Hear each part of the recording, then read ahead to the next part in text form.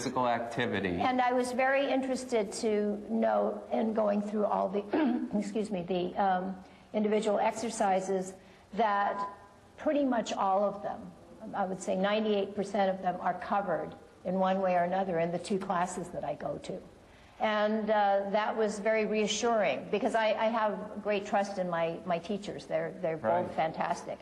But it was nice to have an outside perspective and be able to look at this and say, oh yeah, I'm doing this, and I'm doing this, and I'm doing this. And the one thing that I haven't done specifically, that's not specifically addressed in the 2 classes that I'm going to, is weights. Okay. And I know for women of a certain age, osteoporosis becomes a factor.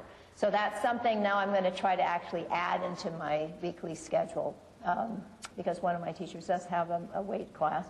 And so, you know, it's been a wonderful touchstone for me. Right, so that way you get a balance of the endurance, the weight, the resistance, you know, all these stretch, right. So you get, with the belly and the yoga, you get the stretch, endurance, all in one thing. But then you add little activities here and there. You add the walking the dog, and now you want to add specifically some weight training. Yes, because I know that that's really important. Right, of course, that's important. Pretty much everybody could benefit from that. And so it's interesting that you've been able to use this booklet, first of all, to see, it was reassuring that you see these photos of exercises in there and you say, hey, I'm doing that. So even somebody already says, oh, I'm doing all this stuff, could benefit from kind of double checking. Yes. Yes. You mentioned something else really interesting. You said that you trust your exercise instructor very much. Yes. How long have you been working with them? Well, the stretch teacher I've actually been with for 8 years, because I had a yoga class in my living room. I didn't organize it. Wow. I have a large living room, so it was a neighborhood yoga class. And this woman came in. And then when that finally dissolved after several years, she teaches at the Hollywood Y, and that's somewhere near me, so I followed her, basically. So that's perfect. So, and there's something about that in this booklet as well, that if you're looking for an instructor or a personal trainer, because that could help in a lot of people's cases, and for a lot of us, I know that if I don't have somebody, an exercise buddy or an exercise instructor, somebody to kind of keep me accountable and make sure that I'm going, I kind of can fall off every once in a while, just like you were saying. I've been with her for so long that she knows me. Right. And she can tailor, even within the class structure, if I'm having a particular problem on a particular day, she can suggest a variation. So you trust her, and she knows you. And for those of you watching at home, some guidelines from the booklet would be seeing if the person has some kind of certification, asking how long they've been doing what they've been doing, finding out if they've been working with people your age, particularly if you're elderly, particularly frail. Some people have expertise in that area. And again, I mean, I think that's great that you've been doing that and that you're going to be doing more. And it's great to have you where we're talking about what we can do to live longer and live better and full vitality. And thank you so much. And for those of you watching at home, you can call the number below and order copies of this wonderful booklet. And we'd love to hear from you. Let us know. Give us a ring.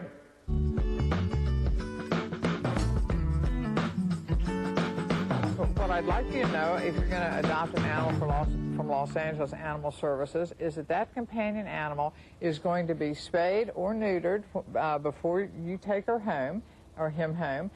We're also will have given the vaccines that are appropriate up to that age. So you'll come with an animal and you'll get a free vet certificate to go for a vet check with one of our local licensed veterinarians to make sure everything is A-OK with your companion animal. So those things are all included. Also for seniors, there are fee reductions for seniors who have income levels that qualify. So there's a number that's rolling across your screen, and that's the number that you call to find out more of the details. We have reduced adoption fees. In some circumstances, you can even get a free dog license. So call us, come on down. We've got love just waiting for you.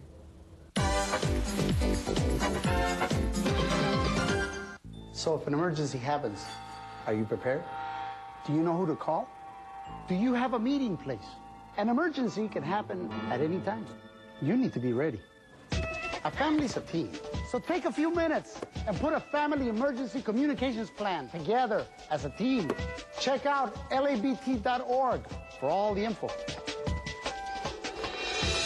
Just be ready, prepare together. All right, let's go, come on! This ball is not gonna play itself. It's my job to teach you the safe way to ride a bike. You should always wear a helmet just in case you fall. Ride on the sidewalk. It's safer than the street. Okay, when crossing a driveway, stop your bike and look both ways. Like this? That's good. And obey all traffic laws. Traffic laws? Yep.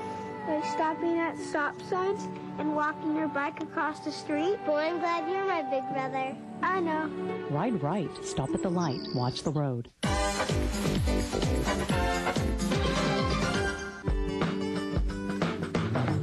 Today we're going to talk about planning before a crisis. It's important to understand what plans should take place before a crisis occurs. Things that need to be taken into consideration include cultural or generational differences, beliefs, values, unspoken topics. Decisions need to be made about medical, legal, and family issues. It's important to talk about the wishes of individuals before a crisis occurs, about their care and their medical treatment, not just what the family prefers or what the family thinks the person may want. Then respect those wishes, because those wishes are important to the individual. Remember, people have the right to be in control of the quality of their life, understand the purpose of their treatment. They have the right to dignity and respect, comfort, which is physical, emotional, and spiritual. They may want to laugh or be angry or be sad, all interchangeable at random times, even if it doesn't make sense to others. They also have the right to have the truth. So what are some actions a person needs to take before a crisis? Well, there's advance directives, which are the legal instructions given by individuals specifying what actions should be taken in the event that they are no longer able to make decisions due to illness or incapacity. Advance directive forms can be downloaded from the internet. Some doctors' offices have them. Legal services have them also. Some community-based organizations have them. Once completed, it's a good idea to give your primary physician a copy for their records. Talk to your loved ones while they're in good condition and good health, and then respect their wishes. Make it a point to have your voice heard, even when you can no longer speak for yourself, by using an advance directive. It's important to plan before a crisis. Welcome back to Aging Well in LA. And Leslie, we were going to talk a little bit about the security features of the Code Amber alert tag. Can you explain some of those security features? Yes, I can. Please. It's 256 encrypted. Encrypted information, right. And as far as identity theft, if they find your card, there's nothing that they can do with it other than get your name. Right, I or your understand. personal, your medical information. The second tier, there's a two-tier to this, where when you go to the website, you could put in, you have your own password, like you would your email or a credit card. Right. And you could put in all your personal information. We live in a state that has fires and earthquakes. Everything you can imagine. Think of, right. Right. And you could scan in all your policies, policy numbers. Only you have access to it. Okay, so there's not only the individual security code, you have an individual Little password. passcode, right. But I thought one of the most important features is a first responder, God forbid you're in an emergency room, can, by scanning this or accessing the website, get the pertinent information to maybe save your life. Yes. Yeah. Yes. That's a great comfort. Yes. That's the information that will come up first and only. Yeah, because so many people, actually it's hard for me to remember what I'm allergic to, for example. And I love the idea. Well, here we're gonna show people now the information that is contained, but not limited to just these things, with your Code Amber alert tag. This is new, but it's such a good idea. It should have been around for ages. Right. How did you move this from the concept and the worries of caring for your mother into a reality? This had to be like a family undertaking or engaged a lot of people. Well, because there is so much for children. This is a division of the Code Amber Abduction of Children. Right, of course. And caring and being passionate about my mother and seeing what goes on in the hospitals and with the elderly, they need a voice. Boy, do they ever. Now, while we're on the subject, the website, can you give us the website address? Because I really would like our viewers to check this out. And the website is? www.codeamberalerttag. Code Amber Alert Tag. .com/LDR. Okay, great. Now, we're going to have that up on the screen, so we don't have to repeat it endlessly. And when a person goes to the website, even if driven by casual interest, they're going to get some questions that frankly, may be the first time they've addressed them. Do you know who to call in case of an emergency? Do you have your insurance policy number? Who's your medical provider? That stuff is not always at the tip of our tongues. Right, and you would put that in so that when it's not at the tip of your tongue, no matter who finds it, the first responders have that information because they will ask you, do you have insurance? Well, of course, yes, they will. For those $1,200 ambulance rides. And I try to encourage the elderly on patient information, which they're now implicating. Put your pharmacist. Yes. Because their medications change all the time. Yes, and they may be taking several medications. They usually are taking several medications. And you want to make sure they interact with one another. And who better knows this than your pharmacist? Exactly. Now, you can print this information out once you've put it into the forms, correct? Absolutely. You could print it out. You could hand it out. I think it will one day replace the patient information form that we all have to fill out at doctors' offices. Wouldn't that be a wonder? You know, Yes. it's funny, having twice now in the last few months visited emergency rooms, it would be a boon not to have to keep filling these things out. All you have to do is show them this card. Yeah. They pull it up. Boom. They have all your information. And Code Amber Alert Tag. It's important that you get that down because you can access the website. And is this a day-to-day thing with you now, Leslie? This is a day-to-day. Is it taken over your life? It's taken over my life, and it's cost-effective. Yes, the cost. Yes. I was astonished when you told me the number. Listen to this number. It's $19.95 plus tax for a year. A year. Not per month, a year. And it makes a great present. I had my insurance agent buy them as thank you presents.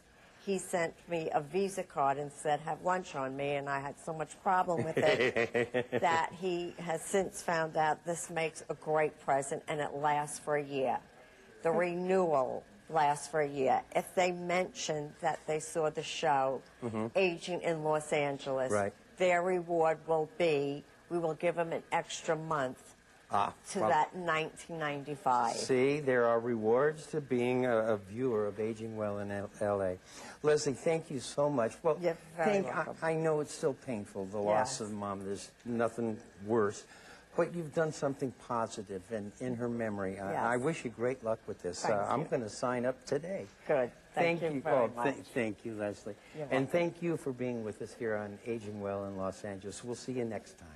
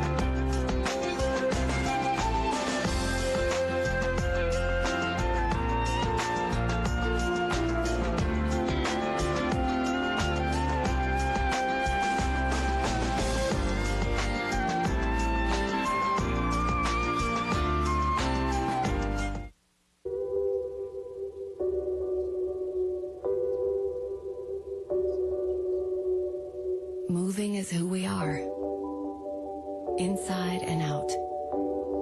We breathe in so that we can breathe out, so that we can breathe in again. We dream, awake and asleep.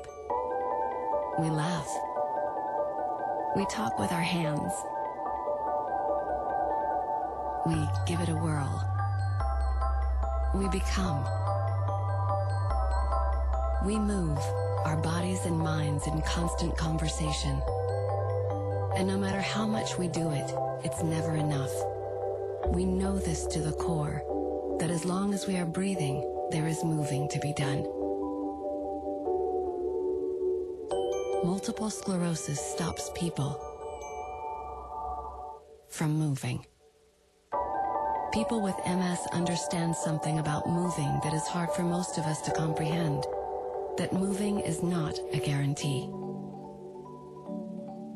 MS is a disease that damages myelin, the protective tissue that surrounds the nerve fibers of the brain and spinal cord. When a person has MS, myelin is lost, and that leaves behind scar tissue called sclerosis. The scar tissue disrupts the electrical impulses that move information from the brain to the body and makes movement difficult. No one knows what causes MS, and there is no cure. The effects of MS are unpredictable and show up in different ways in different people. One person may experience memory loss and fatigue, while another may suddenly lose the ability to see. Someone might lose their balance and have trouble walking, while another may have slurred speech and tremors. For some, the symptoms of MS come and go. In others, they last forever. The National Multiple Sclerosis Society is a collective of passionate individuals united by a common goal to address the challenges of each person whose life is affected by MS.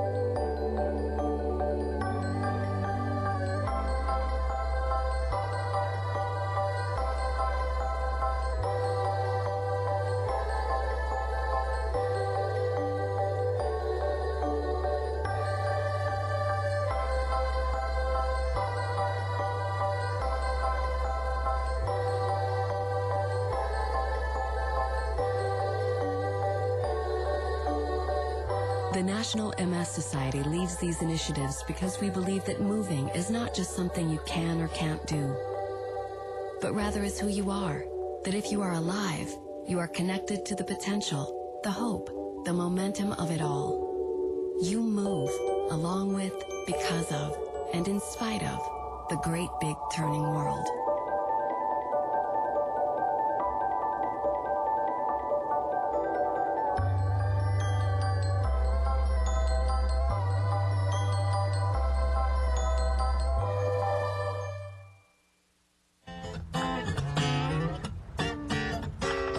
G'day, Troy McCubbin from North Hollywood. You're watching LA City View, Channel 35, our city, our channel.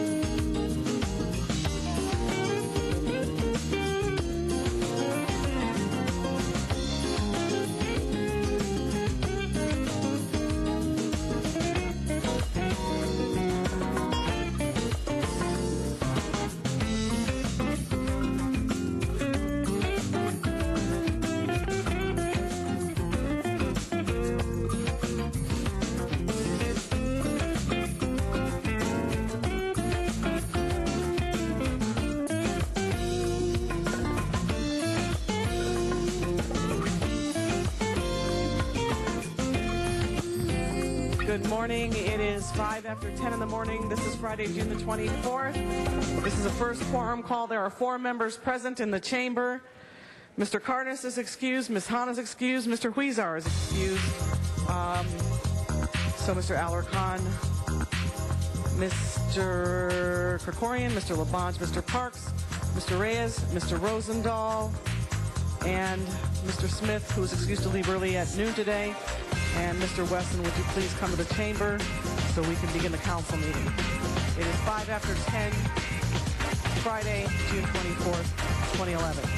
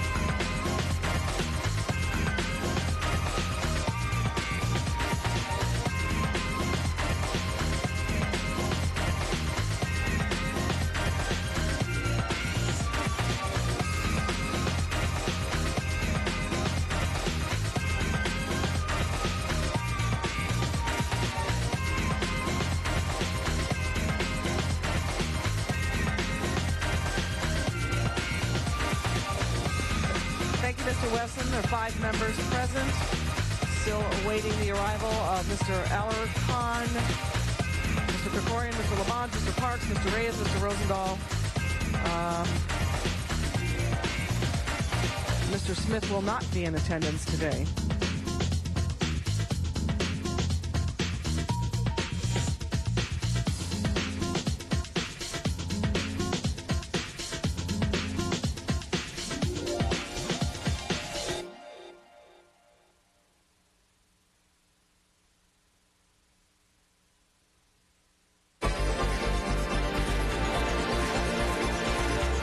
Thank you, Mr. Koretz, Mr. Wesson, Mr. Zine, Mr. Garcetti for being here on time.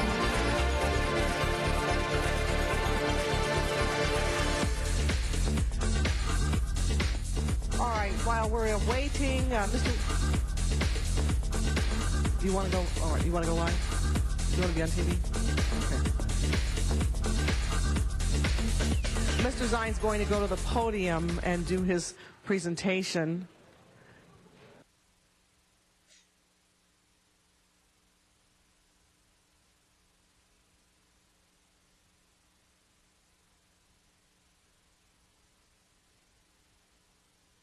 Mr. Garcetti, why don't you go first?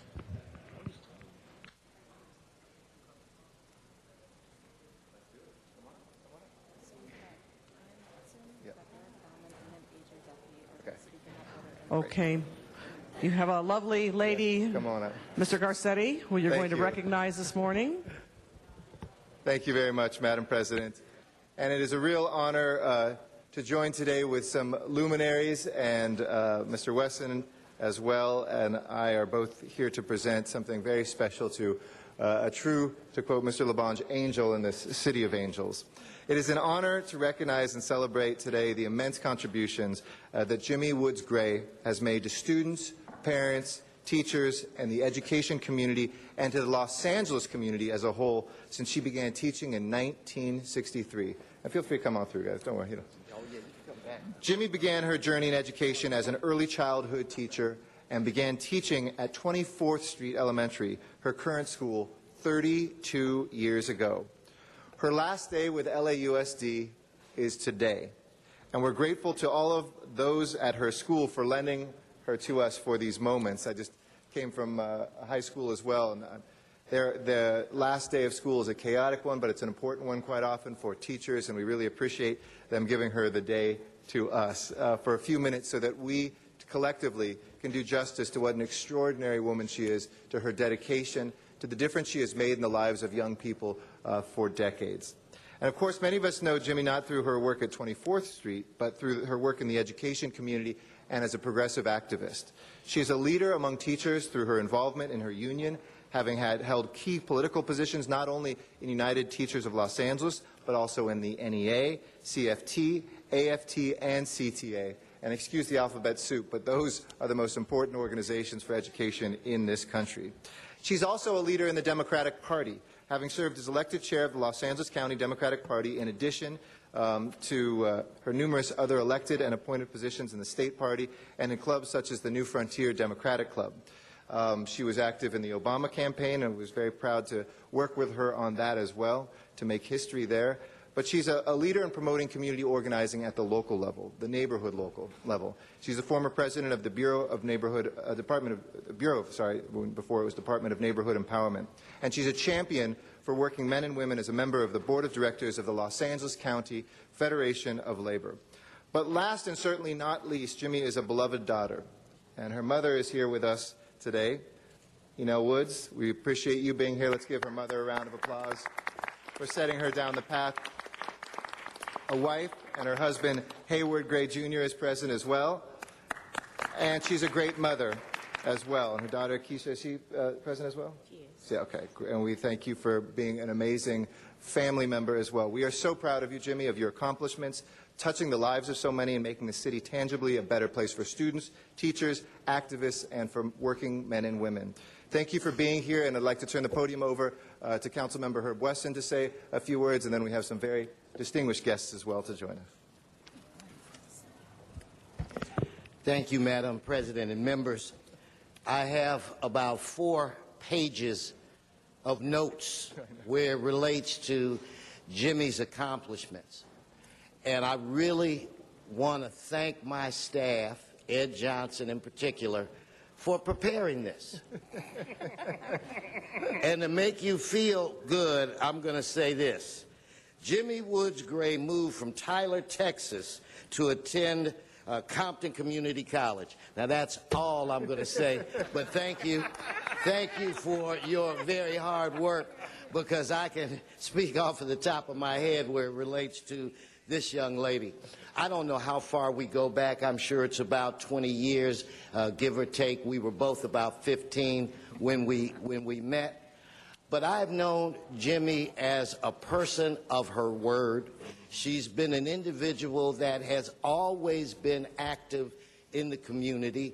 I don't know how she was able to attend all of the meetings that she has attended throughout her life and still had a family and still had fun and still did things, because she was constantly doing things for other people. From a political perspective, when you run for office in my side of town, one of the first endorsements you make sure that you get is Jimmy Woods Gray. And I'm proud to say that I have always had it. I can remember running for the assembly, and I was running against a friend of mine, where most of us are friends, whose mother-in-law was an elected senator and had a very strong relationship with UTLA. So I go to the interview to get their endorsement, knowing that I don't have a snowball's chance, because it was wired. I didn't know Duffy then, who's my main guy, because I wish we could get a shot of his shoes. He always wears two-tone Spectator shoes.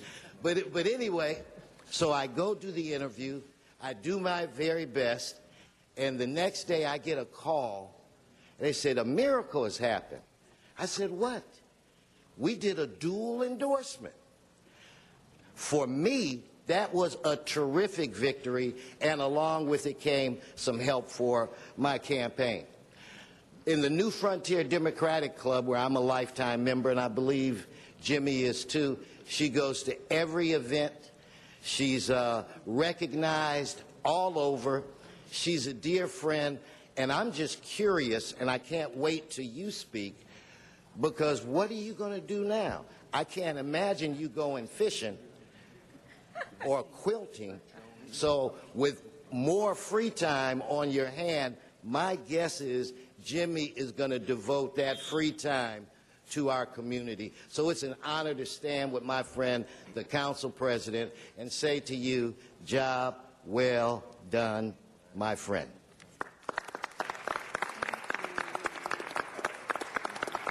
Ms. Hahn? Ms. Hahn? We just got a couple other speakers, and okay. then All right. that's okay.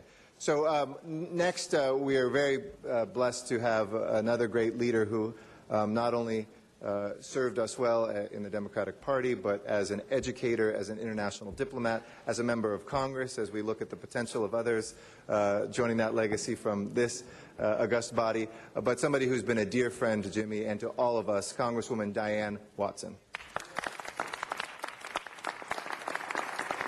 Thank you so much. It is truly an honor for me to be in front of this body to talk about a phenomenal woman. If there's anyone in the center of Los Angeles, or in Los Angeles, period, who doesn't know Jimmy Woods Gray, you have been living under a rock. Because I have never seen anyone who was so involved in so many ways. And so as I was thinking about coming down this morning to speak to this body, I said, how do you describe a consummate woman? And so these words came to mind. Jimmy Woods Gray. Many parents at her school would hopefully pray that their child would have a teacher like Jimmy Woods Gray one day. A master teacher who can handle many different tasks. If you needed her to help you, you would only have to ask. Because her interests go in so many diverse ways, the opinions of others she could adequately sway. Be they political, professional, or just community-based, she would take them on, and she would aptly ace. To her integrity, commitment were handily or hardly ever questioned, and taught responsibility as an everyday lesson. Now she has retired and maybe would seek a little rest, but you will have an icon in your presence we can all attest. So, Jimmy, I want to say to you, I joined the retirement rank, but I tell everybody that the only thing I know about retirement is the T-I-R-E in the middle, and I put a D on it.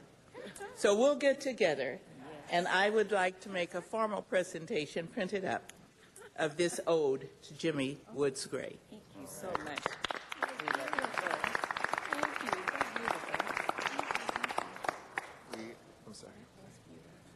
Ambassador, State Senator, Congresswoman, now we'll have to add poet to that as well. Next, we have the chair and great leader of our local Democratic Party, but really a state and a national leader as well, and someone who does a great job representing the Speaker of the Assembly. Please welcome the one, the only, Eric Bauman.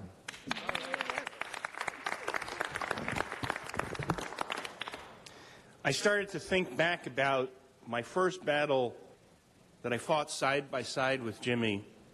And I remembered in 1994 when I was just elected the president of the Stonewall Democratic Club, and Jimmy was just the newly elected chair of the LA Democratic Party. And Proposition 74 was on the ballot, that vile voucher initiative that was designed to undermine and tear apart our public education system. And Jimmy called and said, is there anything Stonewall can do to help? And we created something that was historical for the time, the Gay and Lesbian Coalition Against the Vouchers. It was a different time then when gay parents weren't visible and not many gay people who had kids made it visible. But it was the first time here in Los Angeles when the LGBT community joined with the education community on behalf of our kids in this city. In the years since, I have fought more battles standing next to Jimmy than I can tell you. And I can tell you those children will sorely miss you. I will be glad to have more of your time available to help in the progressive battles that we have yet to fight. But on a personal note, had you been my teacher when I was young, my earlier years might have been a little bit easier. I might have had it a little bit smoother. But congratulations, and we welcome you to full-time activism.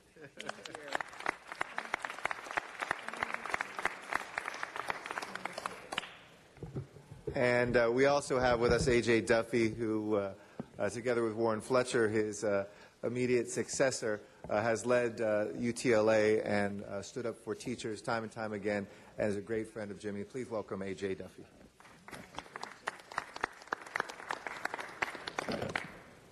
Diane Watson used a perfect word to describe Jimmy Woods Gray, an icon.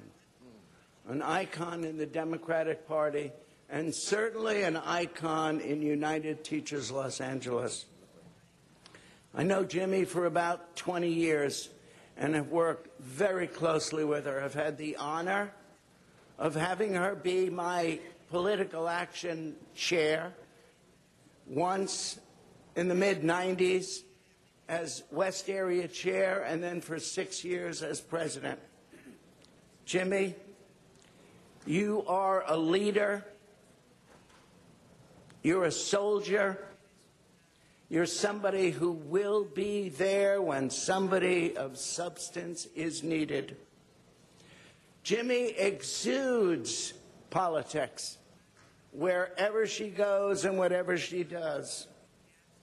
But in all things, those politics revolve around our children, our students. It's always about students when it comes to Jimmy Woods Gray. You have done, Jimmy, so much for our profession, so much for our union, but more than anything else, you have done so much for our children, and it is unestimable to determine how many generations of students you have affected in an incredibly positive way. I want to join up here with me, Warren Fletcher, to stand with me as the president-elect, together to honor Jimmy Woods Gray and the years of service to UTLA and to the students of Los Angeles. Thank you, Jimmy.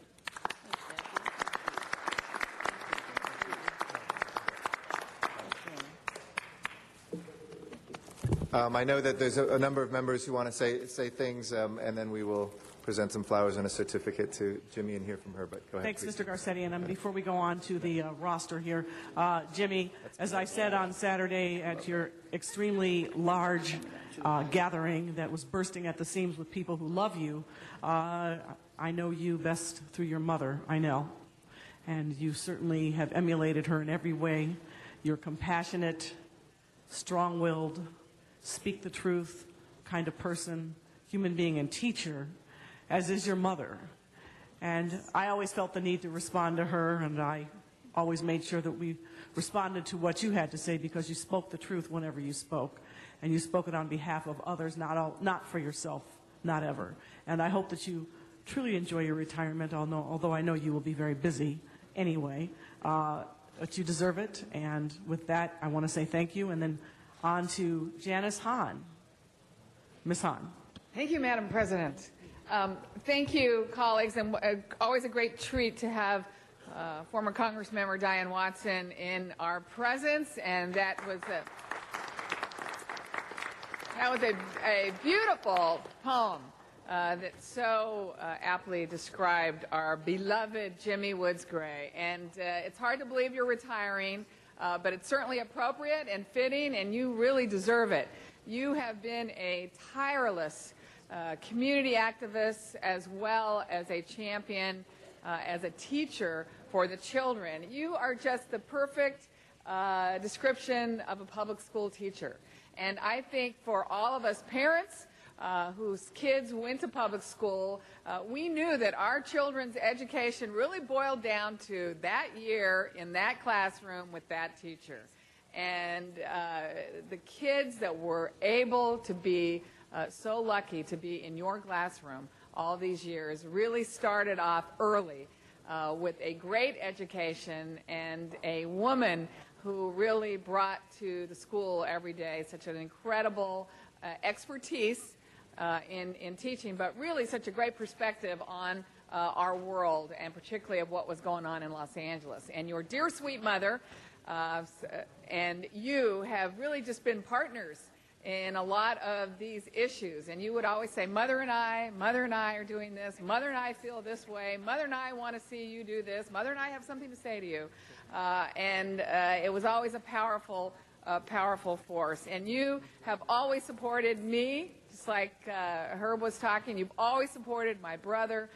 You were all great supporters of my father. And I thought every time I came to you with where I was going or what I was going to do, you sort of went, oh, okay, all right, we're there for you. And you were just that kind of a loyal, determined friend. And congratulations, Jimmy. You deserve this, and I know your retirement will be one of great treasures to come. So hope we can all stay in touch. Thank you for being a good friend and a good teacher and a good community activist.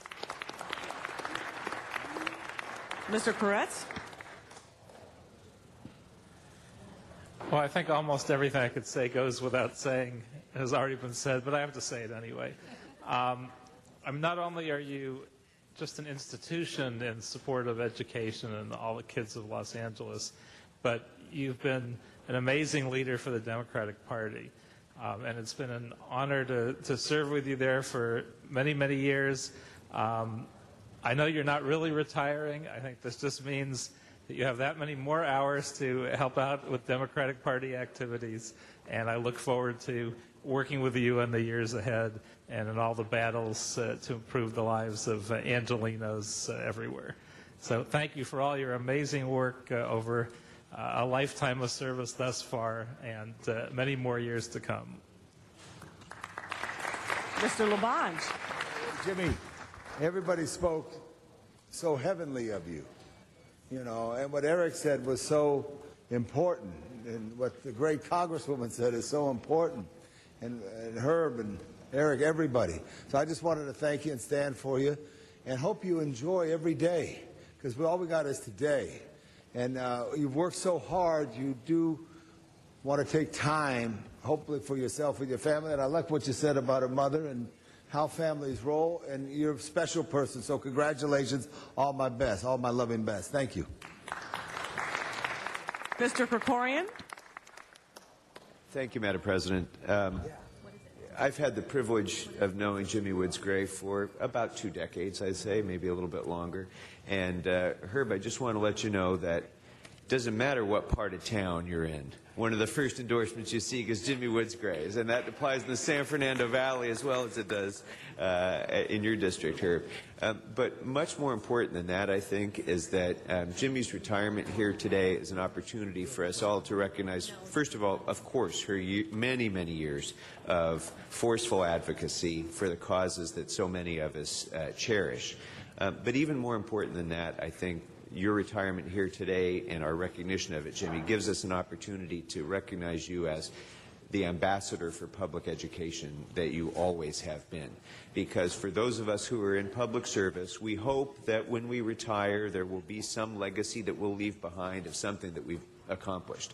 But for those who've spent more than 30 years educating students in public schools, you know with certainty the legacy that you've left behind.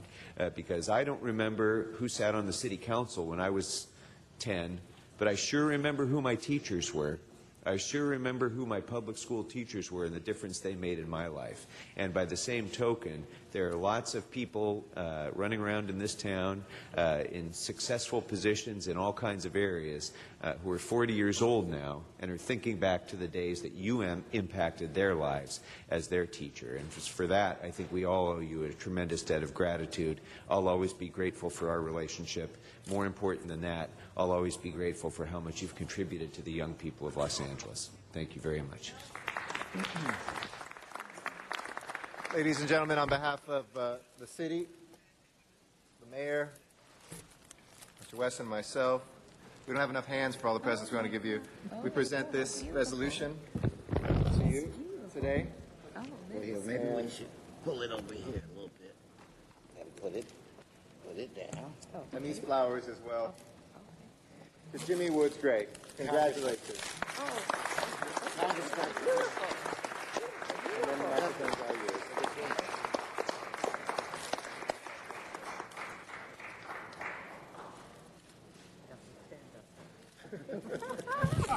All right. Duffy, We'll hold that for you. Go ahead. Thank you. Microphone is yours. Thank you very much for this honor. I'm overwhelmed by the idea that I was called to do this. I accept this honor on behalf of thousands of teachers who have come before me, who are retiring with me, and who will come behind me, because there are many, many teachers. I think the many parents who have entrusted their children to me, it must be over a thousand. And I would hope that people, the public, would visit our public schools, go inside of a school, see what's going on there, adopt a school, volunteer at a school. Because if you go there, you will see that there are many great things happening in our public schools in LA. That way, when you see the newspapers and the TV article, TV station programs, you can say, oh, that's not true. I know of a school where something fantastic is happening. And believe me, my 32 years at one school, 24th Street School, I have seen many fantastic things happen at that school. I also hope for the city council, I have a special wish, that we don't become a city of haves and have-nots. I am so concerned about what's happening in our city. When I visit the zoo, many of our parents really cannot afford to go in the zoo on an average day. But they go with the school because we get in free with little kids. But if we could arrange somehow to have, just look at things in our city and say, let's have a day when they have reduced costs for the zoo or some other places like that, because parents really want their kids to do the best. There's not one parent that doesn't want that for their children. I see them all the time. Some of them may not know how to do it. Some have other issues. But the cost of what's happening within our city, let's please not become a city of haves and have-nots. I was a commissioner with the neighborhood councils for many years, 5 years. We actually certified almost all, I think, that continues to exist. And democracy is slow. But I tell you, I think it's an important process because it involves the people. And we must work to make sure our people are involved and their needs are being expressed and that their needs are being met. I want to thank all the special people who came here today. Senator, Congresswoman, I call her Senator, Congresswoman. We have so many names for Diane Watson, but it was such a pleasure. For 8 years, I lobbied in D.C., and it was such a pleasure, I could go in her office. The door was always open, and then there may have been people sitting in the hall waiting for her, and she'd tell somebody, tell Jimmy to come in that door. But that was always such a fun thing for me to go to Washington and do that. And so actually, I've walked the halls of Congress, walked the Sacramento halls, not the city halls as much as I probably should have, but now I'm going to have a lot of time, so watch out. Many times we do not know the fruits of our labor, but oftentimes some students do come back to visit us. And I had just such a visit this week. Last Thursday, I was having my culmination for my 4-year-olds, and I looked at the back of the room, and there was a face I clearly recognized. And I said, oh, no, not Gustavo. And I didn't want to cry, so I tried to unfocus. I said, let me go back to what I'm doing. But students come back, like Gustavo, to show us the end of their careers and education are just the beginning. Gustavo returned to 24th Street School on last Thursday, not knowing it was the culmination. He was in my first class. Wow. This was my last class. Wow. And with him, he had in hand his diploma from Harvard University. Wow. Wow. I was so proud. I was extremely proud that a student of mine would come all the way back from Harvard to our who lives in our neighborhood, but came to school to see me. To me, that's like, it shows you that teachers truly make a difference. And thousands of students that I've given a head start to, a boost up, we have to make sure that we continue to have early ed programs in our LAUSD schools, because pre-kindergarten is the first step. It gives many students confidence that they can be successful. And and the parents, in the particular program I work in, I also work with the parents. I work with the whole child because I think the parent is all a part of that child. And by me helping to educate the parents, they come to my classroom, they're required to volunteer. This is a wonderful program, and I hope that LAUSD will continue it after this year. We lobbied and fought, and we got it back this year for next school year. But we have to make sure that those children have great beginnings, especially for the children who live in the inner cities where parents cannot afford to send them to school. Pre-kindergarten is the first step, and a program that has a parent education component is vital because parents learn and become leaders in the school in years to come. Many of the parents from our program are the site council presidents, the volunteers in the school now. Some of them even have gotten jobs because they came to work with me. And I said, have you finished school yet? And they said, no. Okay, well, now your child's in school. Go to the Washington campus and get your GED. And actually, I've had more than one parent to do that. So being a teacher is so inspiring. But I really accept this on behalf of all of the 42,000 members that we have in UTLA and the thousands who are retiring, because we all work really hard every day to try to make a difference in the lives of our children. And there are thousands of caring people there. And it's nothing like I see on TV or reading the newspaper. There are thousands of others who never make it there. So please visit your school, adopt a school, volunteer, so that you understand that public schools are the way that we need to go. We need to continue that. Because had it not been for public schools, I wouldn't be standing here today. I moved to Los Angeles to go to a public school because in Texas, schools were not free. And I went to Compton College because to me it sounded so exciting. $6.50 a semester.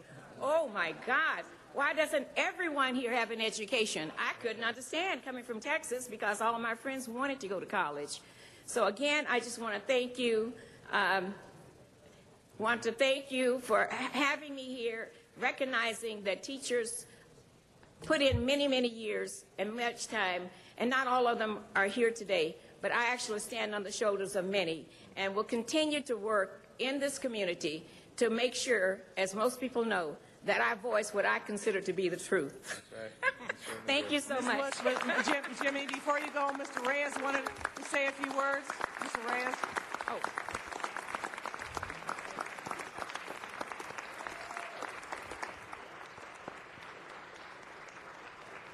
Thank you. I just want to take a moment, colleagues. I just came from a graduation at the East LA Skills Center.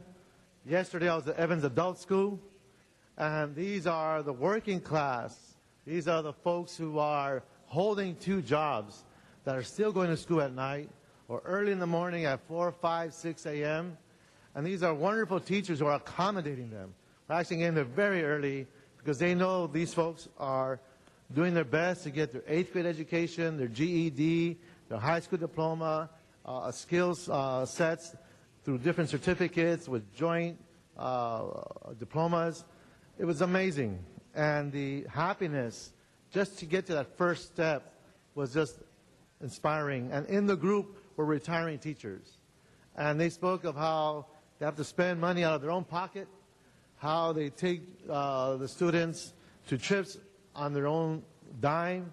I mean, on and on and on. So I'm glad we're taking this moment to acknowledge the teachers, the retirees, but more importantly, the fact that you are behaving in a humane manner, a manner that speaks to the human being, as opposed to what's happening in this dialogue in our political world, where we're losing a sense of a hope because of the lack of humanity in and the ugliness of the language we hear today. So I want to thank you for that. And I just want to share that few moments with you. And again, thank all the honored guests being here today. Thank you very much. Thank you very much. Our next presentation, I believe, will be from the Mayor of Los Angeles, Antonio Villaraigosa, and Council Member Paul Koretz. Let's go over this. Yeah, we're going to take a picture in the back. Why don't we go Thank you. straight through here? Oh, he's giving a presentation to, I think, I actually asked him to make oh, wow. Big job, man. Yeah. It's a big city. It's a big city. Got a lot of big appointments. They're taking the piss down.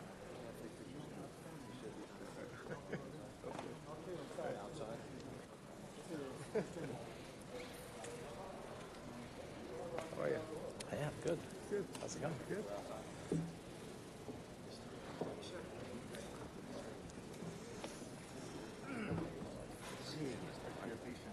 How are you?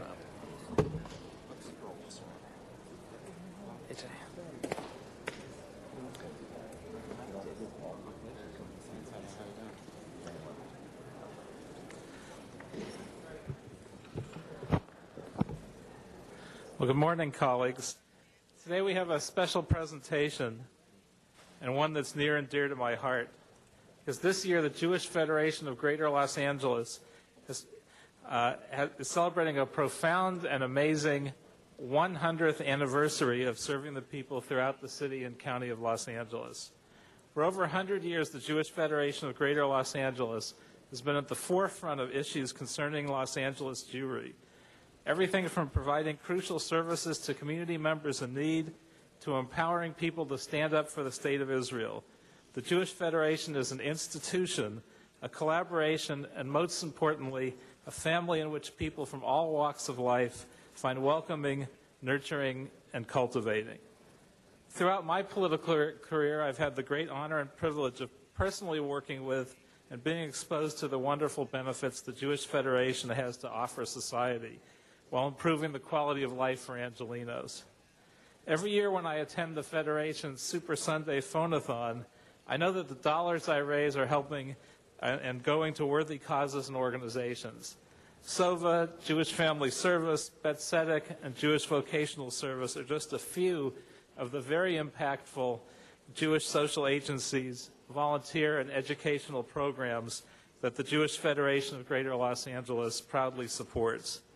The many missed votes that come out of the Jewish Federation and their wonderfully active work is indicative of the great leadership of the Federation, their staff, and their volunteers, and what they do day in and day out.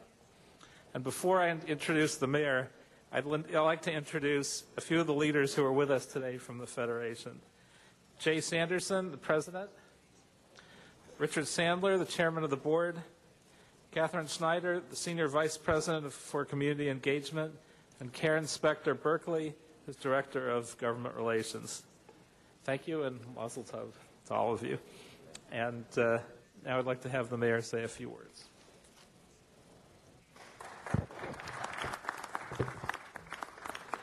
Well, thank you, members, and it's great to be here in the chamber again. Think about Los Angeles 100 years ago.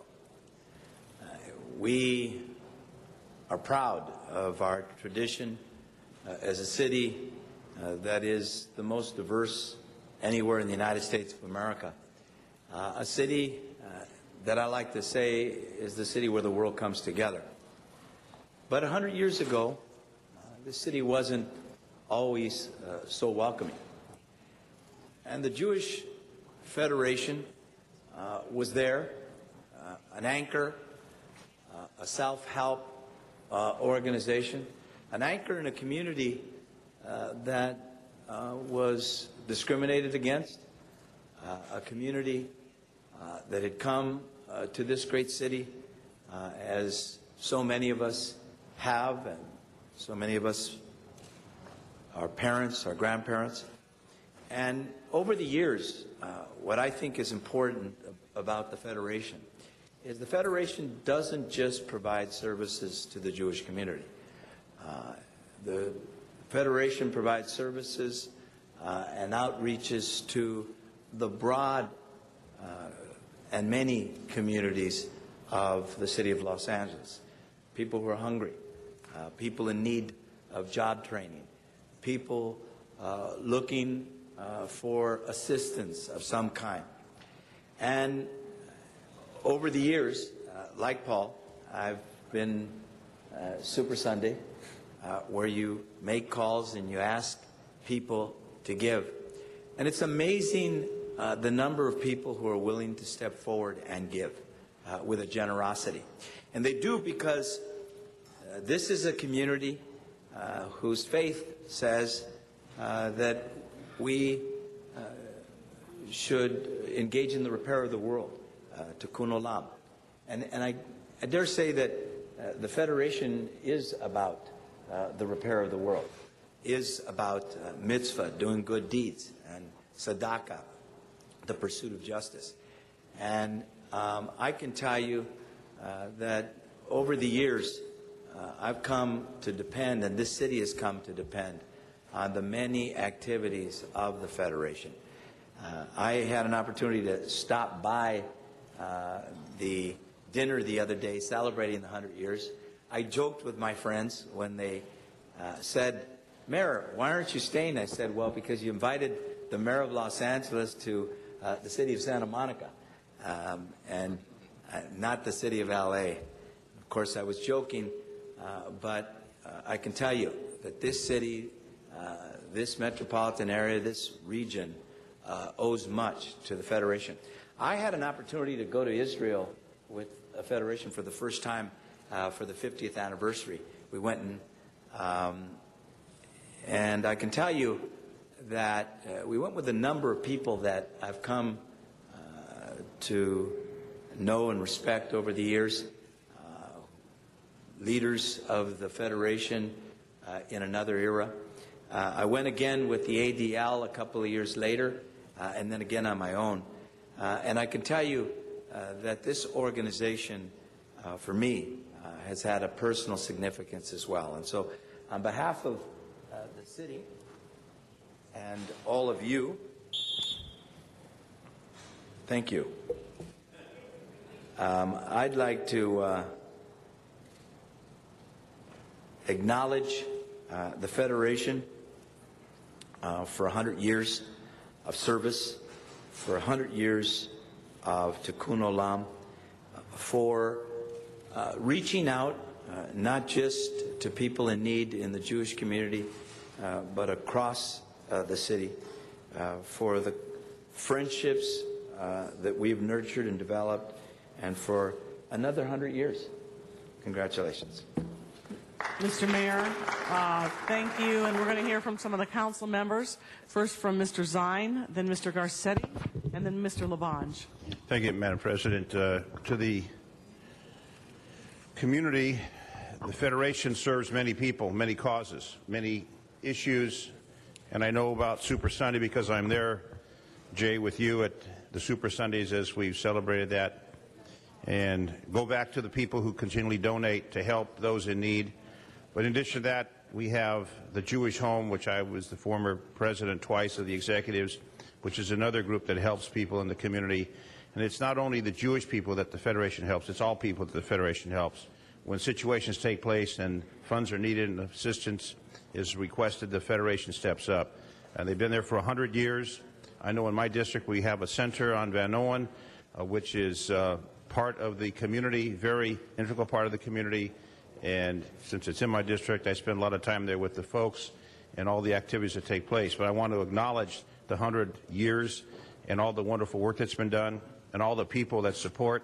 And when the mayor and Mr. Koretz and others call on Super Sunday, how generous the people are, even though it's hard economic times, they continually donate for the Super Sunday, which is the major fundraising for the organization.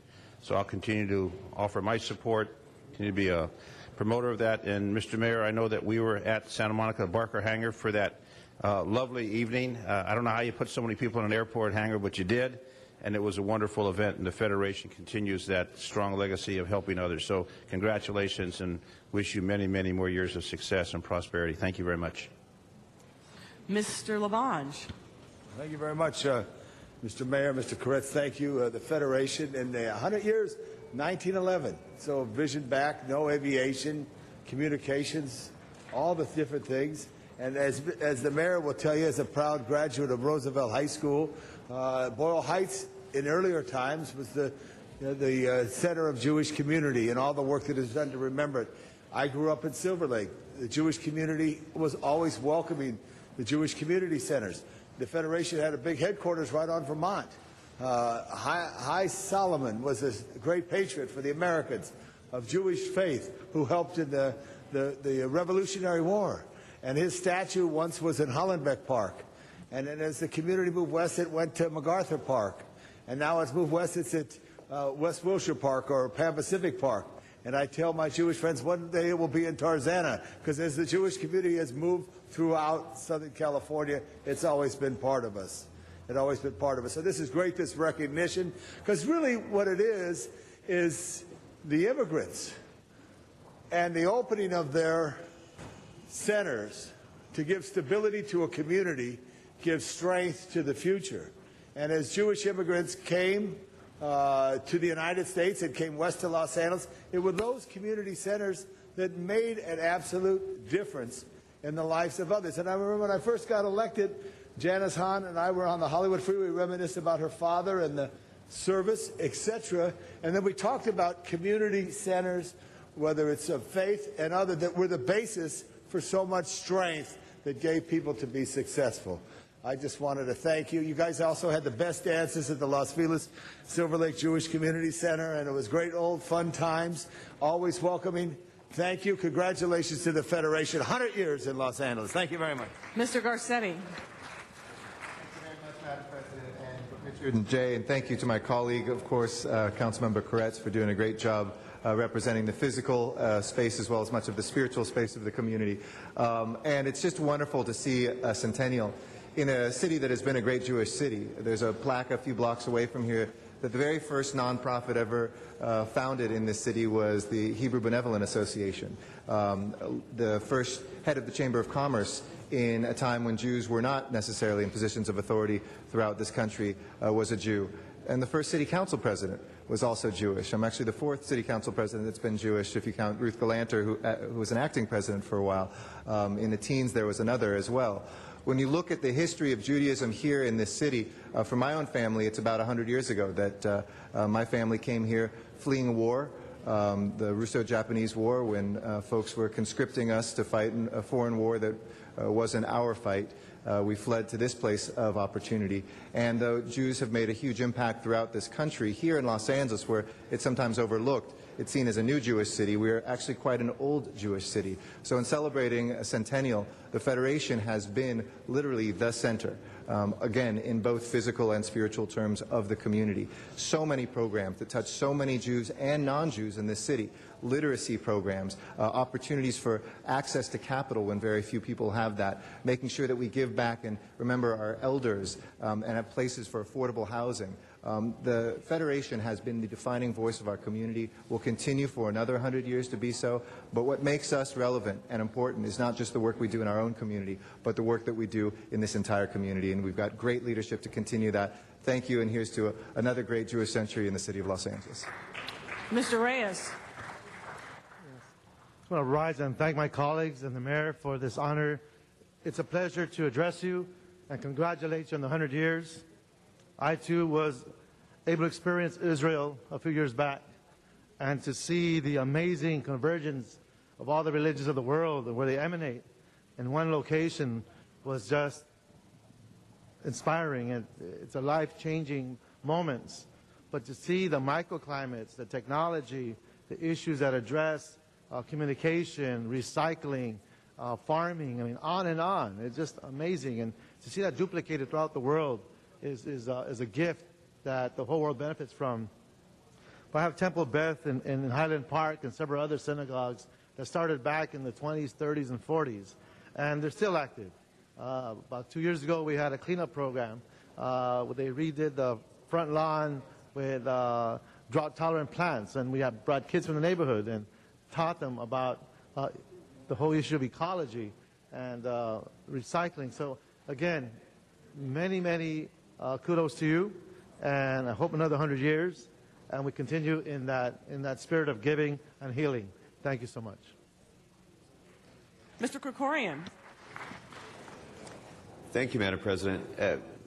We are a city that is often thought of in connection with the latest, newest fad. We're sometimes seen as a city where things change very rapidly and that we sometimes don't have a very great sense of our history. There are very few institutions in Los Angeles that have meant so much to so many for 100 years as the Jewish Federation has. And so I want to thank the mayor and Mr. Koretz for giving us the opportunity to recognize a century of extraordinary work by the Jewish Federation for the Jewish community, but for all of Los Angeles. Like others have mentioned, I had occasion to visit Israel with the Jewish Federation a few years ago and got to really see the application of the work that you do there as well as here, in a place that is beset with so many challenges. The Jewish Federation was there on the ground, making a real difference for young people, for seniors, for bringing the country together as one. And we need so much more of that here in Los Angeles, in Israel, throughout the world, of people who are willing to make the sacrifice to heal the world. And many people say that as a slogan. The Jewish Federation makes that their mission. And for that, I think all of us here in Los Angeles are grateful, and we wish you great success for the next 100 years as well. Ms. Hahn. Thank you, Madam President. Well, I just wanted to stand and congratulate the Jewish Federation on 100 years. Any organization that really can celebrate the fact that they have been in Los Angeles working and helping for 100 years is to be congratulated and honored because clearly you have really been there for education. You've been there, you are pro-family. You have been there to talk about family values and how much it means. I was just looking up while I was sitting here waiting for my colleagues to speak on Google. And here's someone who said, as a disabled grandmother who has taken on sole responsibility of caring for her 3 special needs children, I don't know what I would have done without their help. They should continue to be blessed for all they are doing for the LA community. One story multiplied over 100 years. You have really been a beacon of hope. You have been a beacon of truth. You have been really a beacon for bringing together people from all walks of life to understand what we have in common and why it is so important to treat one another with dignity and respect. I give you tremendous credit and kudos for what you've been able to accomplish, again, not just in the LA community, but way beyond.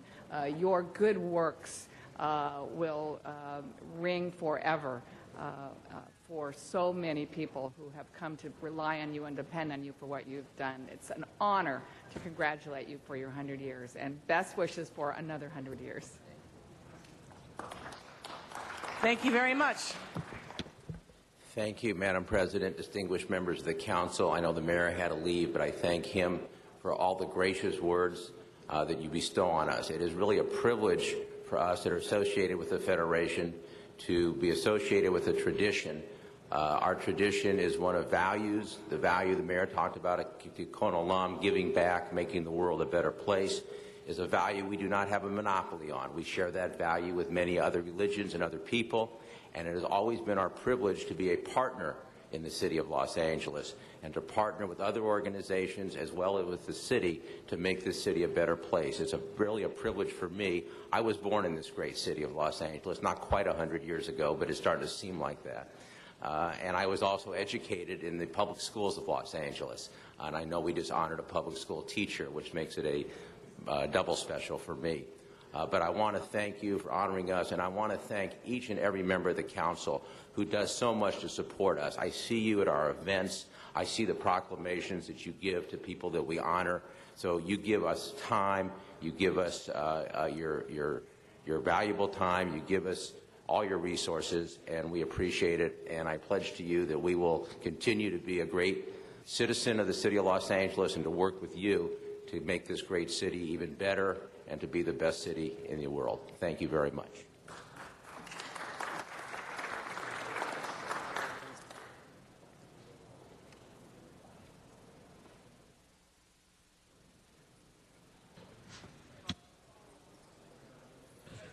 Mr. Clerk, if you'll please call the roll.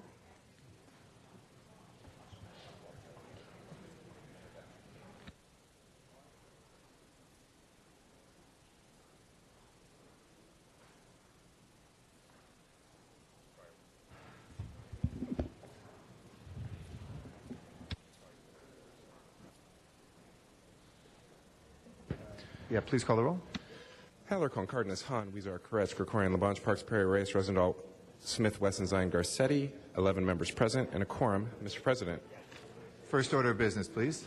Approval of the minutes. All right. Mr. Wesson moves and Mr. Parks seconds. Without objection, they'll be approved. Commendatory resolutions for approval. Ms. Hahn moves and Mr. Labange seconds. Without objection, they'll be approved as well. Mr. President, items 1 and 2 are items for which public hearings have been held. Committee reports for both items have been submitted and distributed to Council for its consideration. Okay. Colleagues, we have those before us. Let's take up the first items that are on the agenda, please.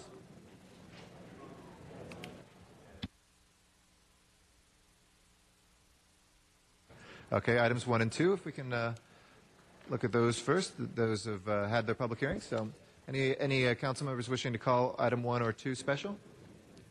If not, let's go ahead and prepare the roll and tabulate the vote. 11 ayes. All right, that is approved. Next items, please. Mr. President, items 3 through 14 are items for which public hearings have not been held. 10 votes are required for consideration. Is there any objection to consideration? If not, those are before us. Do we have any cards on these items? Sir, we do. Items 3, 4, 7, 8, 10, and 13. Okay, we'll call those special for cards to the public and close the other hearings. Any specials by council members? The balance? If not, let's go ahead and prepare the roll on 5 and 6, 9, 11, 12, and 14, and tabulate the vote. 11 ayes. All right, those are approved. We will continue with our presentations, and we'll come back to those items that had been called special. Yes, Ms. Perry? Have items 6, 10, and 11 forthwith. Okay, 10 is called special for cards, but we'll send 6 and 11 forthwith. If 10 passes, we'll do the same. And I'd like to recognize next Council District 3 and Council Member Dennis P. Zine.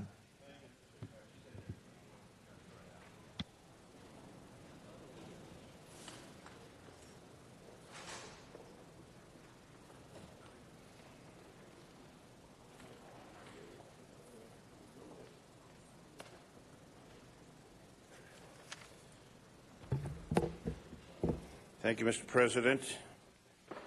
I'm joined by a veteran member of the Los Angeles Police Department and his family. Who's the veteran member of the LAPD?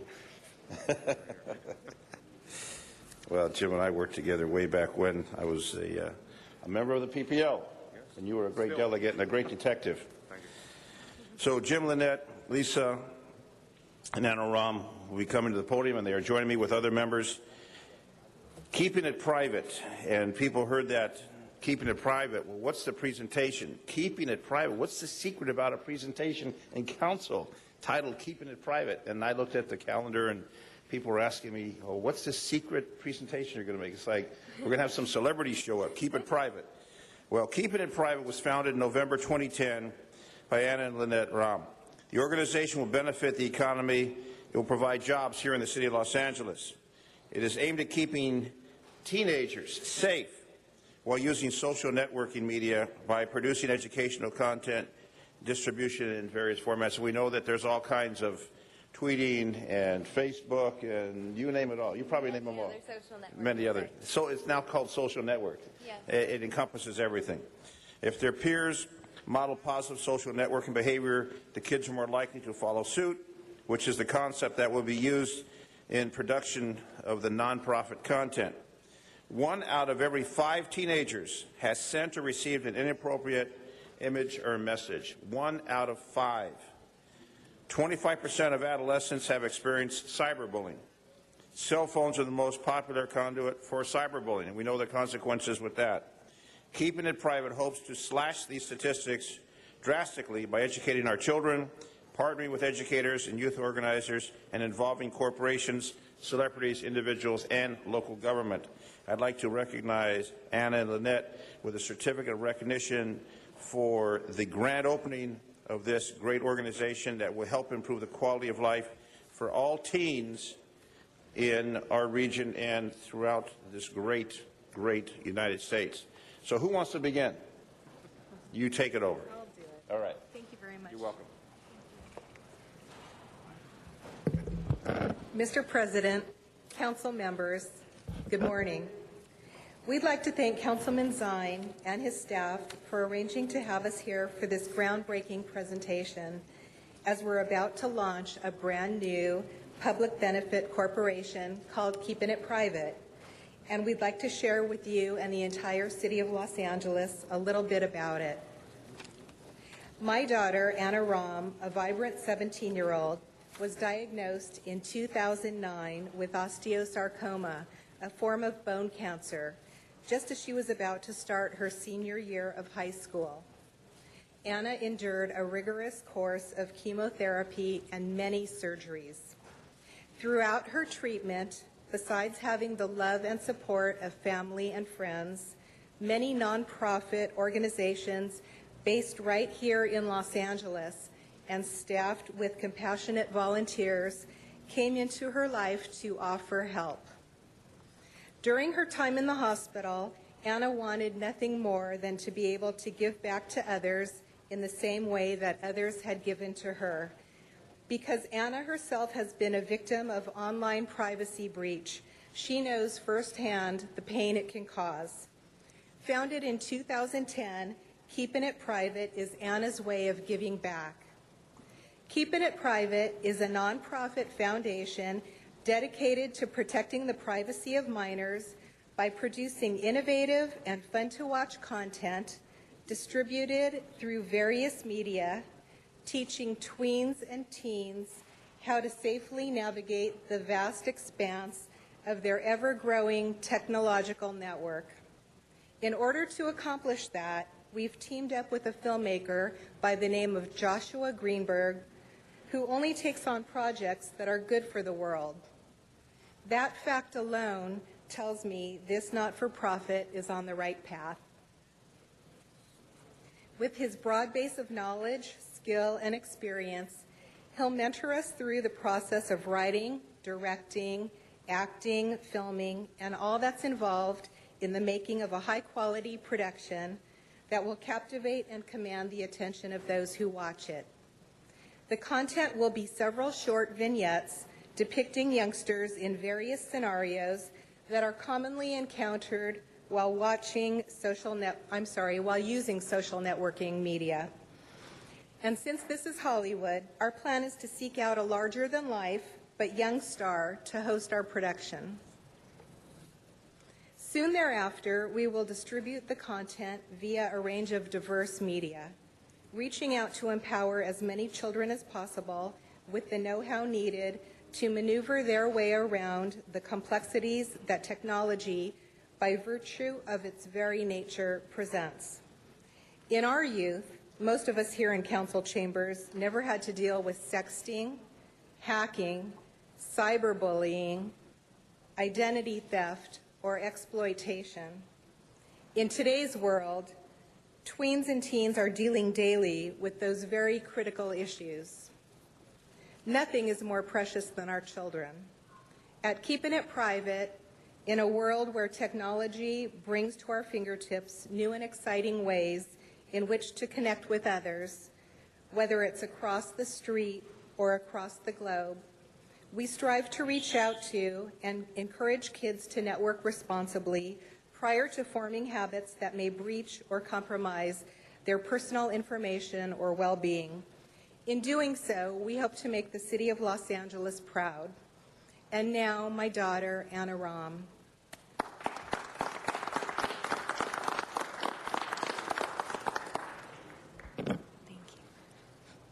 Dennis Zine, council members, and enthusiasts, thank you for your support, encouragement, and opportunities you are making available for my mom and I. Many nonprofit organizations came to me while I was going through a year filled with hard-hitting chemotherapy treatments. Just as people lent me a helping hand, I'm more than grateful to have this chance to start giving back on a larger scale. Technology is exceedingly relevant in this day and age because we interact and communicate so much through electronics. Keeping It Private hopes to provide in-depth how children, tweens, teens, and young adults can keep safe while still keeping up with their friends' lives, as well as letting others take part in their own life without revealing too much information. We are looking to partner with corporate sponsors, celebrity sponsors, and individuals.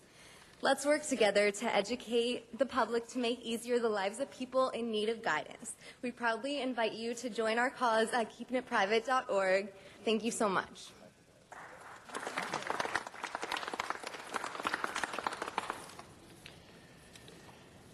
A wonderful organization to help teens, and I think that the viewers at home and my colleagues are not aware of the impact that cancer has had upon your life. On that, your leg was amputated because of cancer. Yes, can you come? In July of 2009, I was diagnosed with a rare form of bone cancer called osteosarcoma, and it's a children's cancer. It grew rapidly, and we didn't catch it soon enough, and it took a while for it to grow. So I ended up having a large tumor the size of a baseball growing into my pelvis and spine, and so I ended up having to get chemotherapy and the amputation a few months afterwards. So it's had a major impact on my life, but I'm moving forward and definitely taking on what I can and trying to help others. I just want people to know that what she's gone through, what she's suffered, the consequences of trying to help others, it's obviously significant. We want to recognize that. And Detective, some comments from you, how this impacts the people of our community and the children of our community with the cyberbullying and all the networking where the negative comes out. You're not a detective. You're always a detective. Well, obviously, we've had a lot of the issues in regarding the social network in regards to members of Congress and things of that lately, so that comes to light. But the things that we're going to try to do at Keeping It Private, deal with the minors in our community, deal with the sexting issues, the cyberbullying. It's so prevalent in our schools, and I think by way of putting these video vignettes together, kids will be able to see another way out and see the damage cyberbullying, sexting can cause to their other students and their friends, and hopefully that will cut the instances of this down in the community. Thank you. We do have a presentation, and we'll do photos in the back, but I want to acknowledge the great work that's begun, and this obviously will be designed to help our youth. So with that, Mr. President, we thank you and acknowledge the council. Thank you. Thank you very much, and thank all of you for what you're doing as well. All right, okay. Councilmember Herb Wesson from the 10th District. Oh, and I'm sorry, Mr. Koretz is just on your way there. Mr. Wesson going to make a quick recognition as well. Thank you, colleagues. I'd like to take a brief moment and acknowledge a special visitor in council chambers today. As a basketball fan, I greatly admire the incredible talent of Omri Caspi, who has reached the upper echelon of his sport. He currently plays for the Sacramento Kings, and he also has the distinct privilege, in addition to being taller than me, of being the first Israeli-born player drafted in the NBA and the first Israeli-born player to play in the NBA. Not only is he a fan favorite in Sacramento, but he's also been and continues to be a tremendous inspiration to the Jewish community and people all over the world. And his unwavering commitment to youth in the community is evident through his basketball camp, and furthermore, he is someone who is proud of his roots, does what he can to promote a better society, and serves as a role model for countless people. So please join me in welcoming Omri Caspi to Los Angeles City Hall.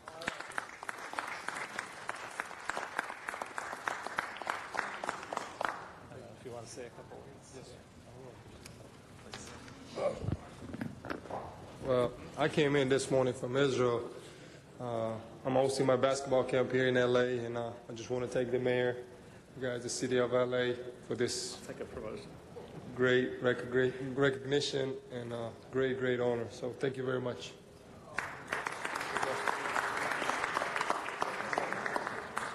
Thank you very much, and thanks for what you're doing as well. Wish you a good season, even though you're playing for Sacramento. We wish you a good season. And Councilmember Herb Wesson come next, and then after that we have Councilmember Bernard Parks and a very special presentation for Lamert Park Book Fair. But anybody looking for a puppy? Okay. Thank you, Mr. President and members. And today is Pet Adoption, Dog Adoption Friday. But before I go into my pitch to find this cute little dog a home, I want to give some advice to my dear friend, Mr. Paul Koretz. Guys like you and I never honor basketball players. I guess it wasn't that good, huh? Anyway, what I have is a Chihuahua named Petunia. And I'm joined with Mercedes. Quick, come on over here so you're in the picture. Mercedes is one of our great volunteers that helps us out at our animal shelters. Petunia is about 4 years old. Look at her. She's looking for a home. She just had her shots. She's microchipped. And this is as big as she's going to get. I mean, you talk about a lap dog. This is like a stick in your pocket dog. So if you're looking for unconditional love, I'm telling you, I think Petunia will give it to you. Now, I'm told by Mercedes that she's very quiet, doesn't bark a lot, does well with children and other dogs. See, that shows how smart she is, because I doubt if there are too many dogs out there her size. So look, if you're watching this on television, please call 888-452-7381.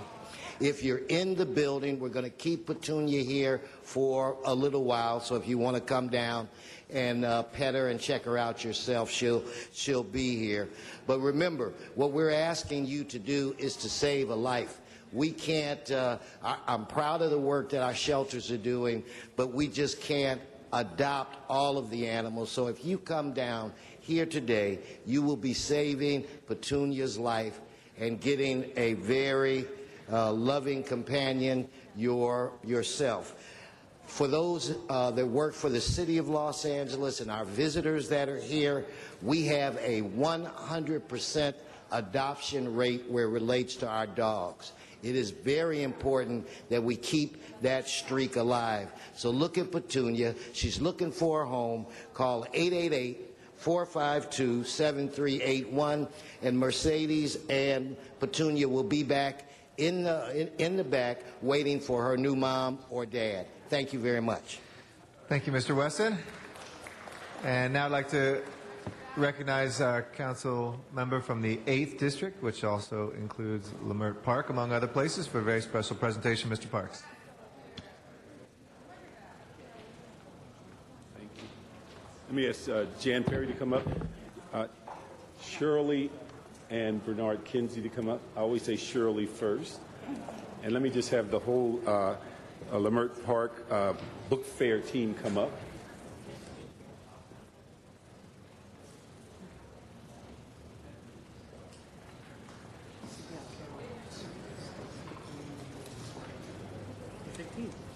right here. Okay. Thank you, Mr. President. Today, we're here to honor the 5th annual Leimert Park Village Book Fair, which provides the greater Los Angeles area with its most significant African-American literacy, artistic, and cultural book fair. Leimert Park Village Book Fair is scheduled for tomorrow, June the 25th, in Los Angeles. The book fair will run from 10 a.m. to 6 p.m. in Leimert Park in the Vision Theater back lot at 43rd and Degnan. The family-oriented event is held in the heart of Leimert Park, which is considered the center of African-American art and intellectual scene. This year's event, producers have tapped philanthropists Shirley and Bernard Kinsey to lead the fundraising effort and facilitate in increasing the book fair's brand awareness amongst the corporate community. Kinseys are one of the most admired and respected couples in Los Angeles. They're known for their collection of African-American art, books, and manuscripts that document and tell the remarkable history and story of African-American triumphs and struggles from 1632 to present. The Kinseys collection, Shared Treasures of Bernard and Shirley Kinsey, has been on a national tour and has been seen by millions. The national status of the Bernard and Shirley Kinsey will elevate the Leimert Park Village Book Fair to the next level. The Leimert Park Village Book Fair is produced by Exum and Associates in partnership with Councilmember Parks. This annual book fair has become a much-anticipated cultural tradition in the community. It provides authors with an opportunity to promote their newest work and to meet some of their fans in an up-close and personal way. The book fair will also feature writing workshops, panel performances, musical entertainment, and a variety of activities for children and young adults. This year, we're very excited to have a lineup of some amazing authors and celebrity guests and expect over 6,000 festival attendees. This book fair has become a signature event of the 8th Council District and throughout Los Angeles. So, along with Mr. Parks, I urge everyone to come and bring a friend and bring your family. It's going to be a wonderful day filled with culture, entertainment, and inspiration, and there's definitely going to be something at this book fair for everyone.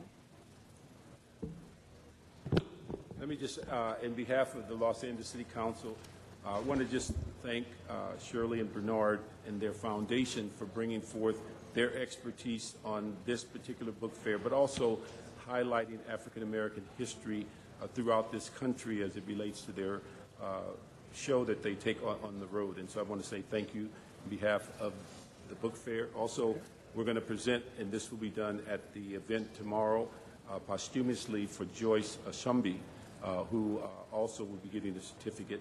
And so let me ask Bernard to introduce the guest here and also make some comments. Councilwoman Perry, first of all, it's always nice to see you, and Councilman Parks and President Eric Garcetti, Brother LaBonge and Janice Hahn, and I know just about everybody here. So let me just say this. First of all, it's a pleasure for Shirley and I to be a part of the 5th annual Leimert Park Book Fair. We're going to have roughly 6,000 to 8,000 people there tomorrow. And the whole idea is to encourage reading. And let me just tell you why reading is so important. 60% of black homes have 100 books or more. But in the white community, over 85% of white homes have 100 books or more. In the first grade, black kids and white kids read at the same level because their parents read to them about the same percentage. By the 5th grade, that percentage drops to 35% for blacks and then 65% for whites because the percentage of parents reading to their kids goes down proportionally. So we know that books are not only important, they're vital to everything we do in education. I know we just recognized our teacher here earlier today. So this is one of the reasons why Shirley and I decided that we would get involved and help Cynthia Exum and the entire group here. And I noticed the Jewish Federation was here first, and I've been to Israel and know that great story. But let me tell you the story of the African American experience in this town. We were 26 of the 44 people that founded this town were black. You follow me? Secondly, over 130 years ago, there was a lady named Biddy Mason who owned literally all of downtown and started one of the first charities and First AME Church that we know today over on off of Adams. So I want to make sure that the record reflects the great contributions of African Americans in this city. We had over 6,500 black folks in California in 1860, just for the record. So here's what I want to say. We have this wonderful group here with us today. I want to make sure I introduce them for the record. Ms. Timbo, Malika Tawafusi, our son Khalil Kinsey right here, and he is an integral part of our foundation, has really been working with us now for the last year. And then Dr. Robin Kelly, who is one of our, he's a professor at USC, and he's going to be one of our panelists tomorrow. So we wanted to thank each of them. But I have a special lady here that has flown in from Atlanta, and many of you have read her book already, and it's The Warmth of Other Suns. And she is the first African-American female to receive a Pulitzer in journalism.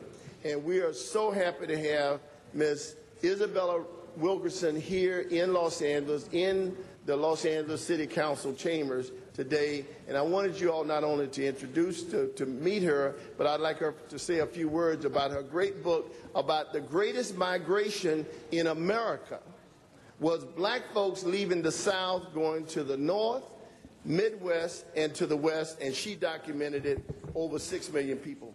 Let's give Isabella Wilkerson a big round of applause. It's such an honor to be here because I spent so much time, 15 years working on this book. This is the greatest migration that occurred within the borders of our own country. It was American citizens who had to flee one region of the country, of their own country, in order to find freedom and the place of their dreams by leaving the South and heading to the North, the Midwest, and the West. And Los Angeles was one of the city of dreams for so many people, particularly those who came from Texas and Louisiana and made the arduous journey across the desert and across the mountains in order to get here.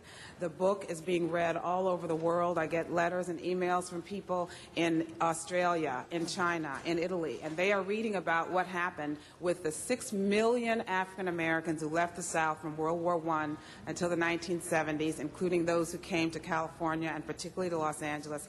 They're reading about what's going on here, what has gone on here, and I'm hoping that people will be willing to read more about it here in the United States. The book has done so very well. And I'd like to conclude by saying that this book is putatively about the great migration of African Americans. But we've heard so much today about the immigrant experience. And in fact, what propelled this book was the fact that these people, these Americans, were the only Americans who were required, in some ways forced, to act as immigrants within their own country. And ultimately, this is the story of fortitude, faith, and courage, which had to have happened in all of our backgrounds, just for us to be here on this soil, in this place at this time. These people are proxies for what anyone who ever crossed the Atlantic in steerage, crossed the Rio Grande, or crossed the Pacific in order to find freedom someplace else. And for so many of those people, the words in the back of their mind, including Dr. Robert Foster, who is the main character in this book, was a city called Los Angeles. Thank you so much. All right. Thank you, and yeah, go, sure. One more comment. Absolutely. Tomorrow we have actually two Pulitzers, Mrs. Wilkerson and Douglas Blackman, who wrote Slavery by Another Name. Mrs. Wilkerson's book talks about black folks leaving the South, getting away from Jim Crow. And Douglas Blackman's book talks about black folks not being able to get out because of the chain gang system and how the justice system incarcerated black people and sold them into slavery after the Civil War. So this is a powerful piece. We got a great lineup. Dr. Kelly at 3 o'clock. I think Dr. Wilkerson at 1:30. At 2 o'clock, we're going to have. Okay, all right. And let me just read off the certificates that we're going to have. LaFonza Butler, who is with SEIU, who has been a big supporter. Deborah Collins, Ken Bentley with Nestle, Carolyn Williams, Brenda Dupree, Richard Bimbo, Harvey Hill, Ken Lombard, Teresa Samniego, Julian Malvo, Ms. Wilkerson, obviously, Susan Taylor, Robin Kelly, and Chef Govan Armstrong, and Dr. Karenga, who will all be part of our festival tomorrow. Come out and enjoy Leimert Park and enjoy what we're doing. And I missed introducing Cynthia Gibson, who has been supporting us wonderfully, and now she's taking photographs. So thank you so much. We appreciate the opportunity to be here. Thank you very much, and congratulations. And thank you, Mr. Parks and Ms. Perry, who have been lead on this. Thank you for coming and talking to me about it. Truly, because it is citywide, I had some conversations for good fundraising for next year, but so at the bottom of the list, because I know they've both done much more, but this is a citywide event. We'll put $1,000 in from our community funds to help you out as well. All right. To make sure that and we're gets going to done. be back Anybody next else who year. wants to we're join, going to be back next year bigger. feel free to match that. We'll get some more money. Thank you. Congratulations, and we look forward to a great book fair. That will close our presentations for today. We've had a request to continue item number 8 by Mr. Krikorian until Tuesday. That would be until the 28th without objection. So ordered. We have now a general public comment. Thank you to everybody for your patience during our presentation time. We'll begin with our public comment from a number of individuals. It's 2 minutes per speaker, and Sun Young Young is our first speaker. After that is Crystal McMillan.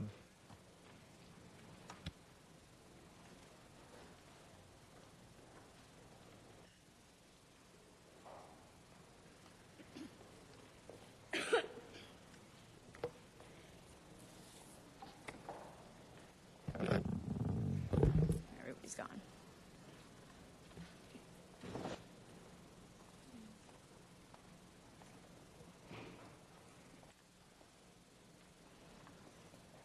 Can I start? So, good morning. I think it's still morning. My name is Sun Young Yang. I'm with the Bus Riders Union, and we're here with our members today because this weekend on Sunday marks a very, very unfortunate day for bus riders throughout the county and many workers. The MTA's bus service cuts are going into effect this Sunday, and basically starting from this Sunday and on, many bus riders, thousands of bus riders will find themselves left stranded by the 305,000 hours of bus service cuts that the MTA approved in March. And so we're here today because in July, the Federal Transit Administration is going to be investigating on civil rights allegations, the MTA, and we're asking for the support of the City Council to also support bus riders and thousands of workers out there who daily commute on public transit to get to their jobs, to access childcare, schools, and health clinics, to stand with bus riders by passing a resolution against the MTA bus service cuts. As you may know, that the city represents 80% of MTA's bus riders. So 80% of bus users in MTA come from the city of Los Angeles. And so this is definitely an issue that's going to be impacting the economic, environmental viability of residents in Los Angeles, some of the poorest and underserved residents. So we urge you to make a strong resolution as we wait for the federal intervention to happen on July 12th to the July 15th, when the investigators are going to be here in Los Angeles. Thank you very much. And I also have a letter here requesting, giving more details of what's going on at the MTA. So I don't know. We can hand it to just the Sergeant at Arms right there. We'll take that from you. Thank you very much. Appreciate your testimony. Crystal McMillan is our next speaker. Good morning. Good morning. My name is Crystal McMillan, and I'm a bus rider and a member of the Bus Riders Union. This Sunday, the MTA is planning to eliminate service on 9 bus lines and shorten service and truncate over 20 others. And they have another series of profound service cuts planned for December of this year as well. And I know what this means to a bus rider. This means that instead of being able to take one bus all the way from my house to work, I suddenly will have to take 3 buses, and this means my commute will go from an hour to an hour and a half. This means I suddenly have to find a way to afford a more expensive Easy Pass because crossing bus lines is going to make my commute more expensive. Cutting service hours means longer wait on dark streets or no weekend service.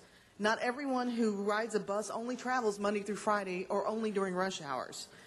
MTA doesn't seem to want to be in the business of operating transit, and the federal government prefers to give their majority of their money to capital projects. The state of transit in this county has already reached crisis levels and is quickly becoming terminal. And we're calling on the Los Angeles City Council to stand up and show leadership. The vast majority of these cuts will affect the profoundly poor and the working class people of color in this city. We will never see economic recovery in LA without access to quick, efficient transportation. We ask you to speak out against the cuts planned for later this year and to urge the MTA to restore the nearly 1 million hours of service that they have already cut. Thank you very much. Thank you very much. We appreciate your testimony and your patience. Arnold Sachs is our next speaker. After that is Phyllis Doherty.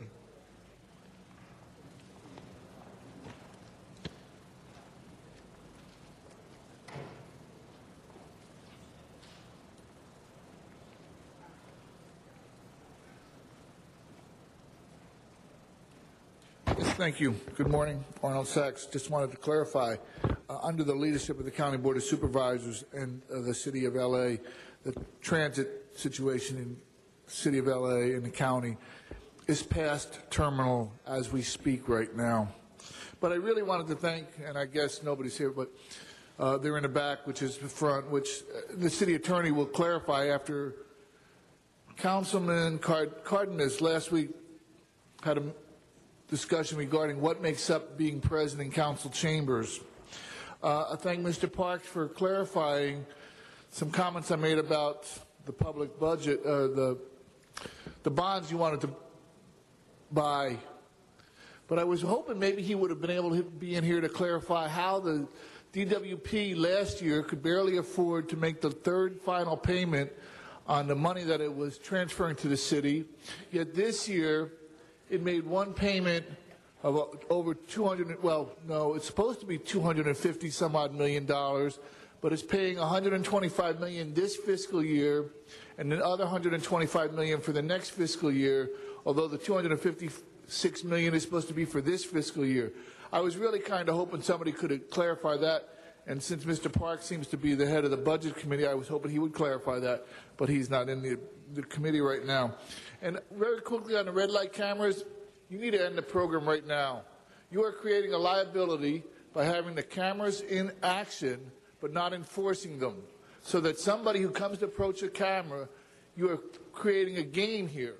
They can run that red light knowing that full well that there is no penalty to be paid, and you are creating a liability for somebody to run a red light, cause an accident, and all legal opinion has to say they ran the red light because there was no penalty to be involved, and they hit another car, and the city will be liable. And that will cost billions. Thank you. Our next speaker is Phyllis Doherty. Then after that will be Duke Russell.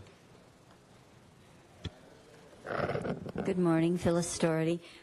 First of all, I would like to encourage everyone out there that's watching to help me put Councilman Wesson out of a job by spaying and neutering their pets and keeping them. They are family members.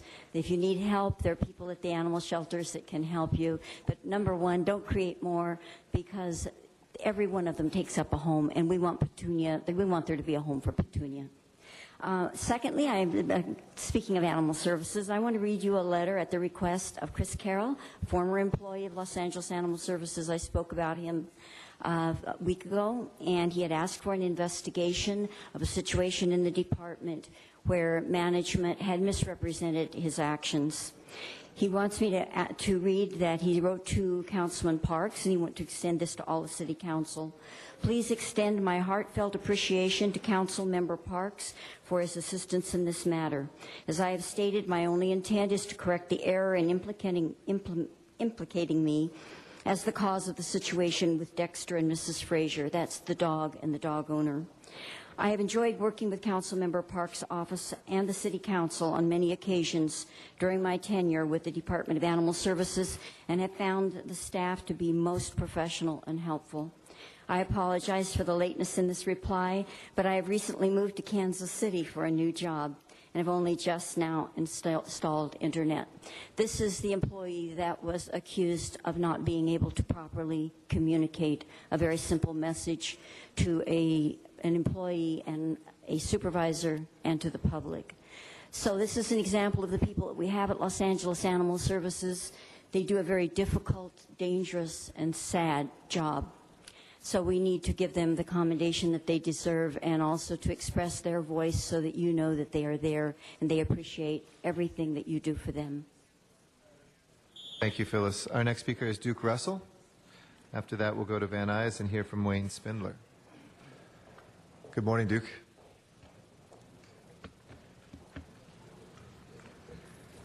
Good morning, President Garcetti and members of the Council. My name is Duke Russell. Congratulations to the Jewish Federation. I invite the Federation to save the only sports field at Los Angeles City College. School sports brought Jews, blacks, Latinos, Asians into my life and the lives of millions. We must prevent the education and social disaster at LA City College. In 2002, a 4-acre sports field at LACC was used to build a public golf driving range approved by the Board of Trustees. In 2004, Snyder Field was destroyed. That's where Councilman Labange and Parks played football.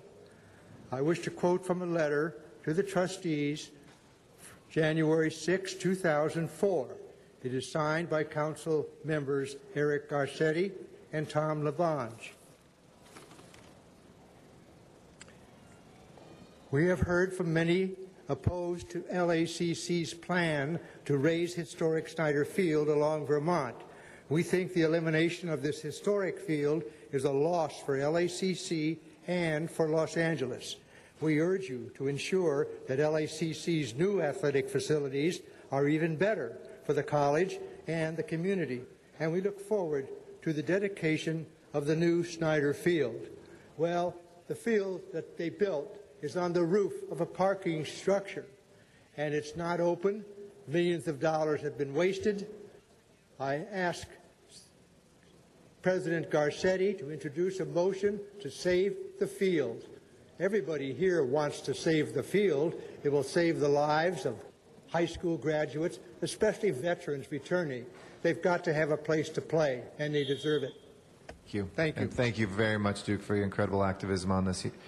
We are 100% behind you, and I know it's been a great frustration. Wayne Spindler is our next speaker. He's in Van Nuys.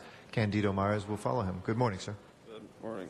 On July 1st, on the Dash buses downtown, they're going to raise them to $50 each way with no transfers. They raised it from 25 cents to 35 cents about 6 months ago. So in addition to the MTA cuts, this is another tax on the people who use the buses, which is anybody that uses a red line all the way to the poor downtown. It's outrageous that you're allowing to have that. But the beginning and ending of a dawn in CD12 is happening because we're having the retirement of Greg Smith. And on Wednesday, there was a lot of homage paid to his great work. Well, let's look at the different side. In the last 8 years, what we've had happen. In the last 8 years, my trash fees every other month went up almost quadruple. Now it costs $72.50 for 60 days worth of trash service. That's over $420 a year for a single family 3-bedroom, 1-bath house for trash service. That's over $1 a day. Now, if you compare that, you could buy 100 gallons of gas a year for your car and what it's costing for trash service.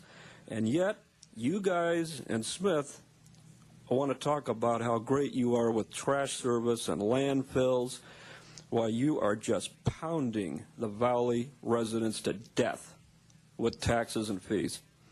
So in the last 8 years, this has been a total failure for the Valley.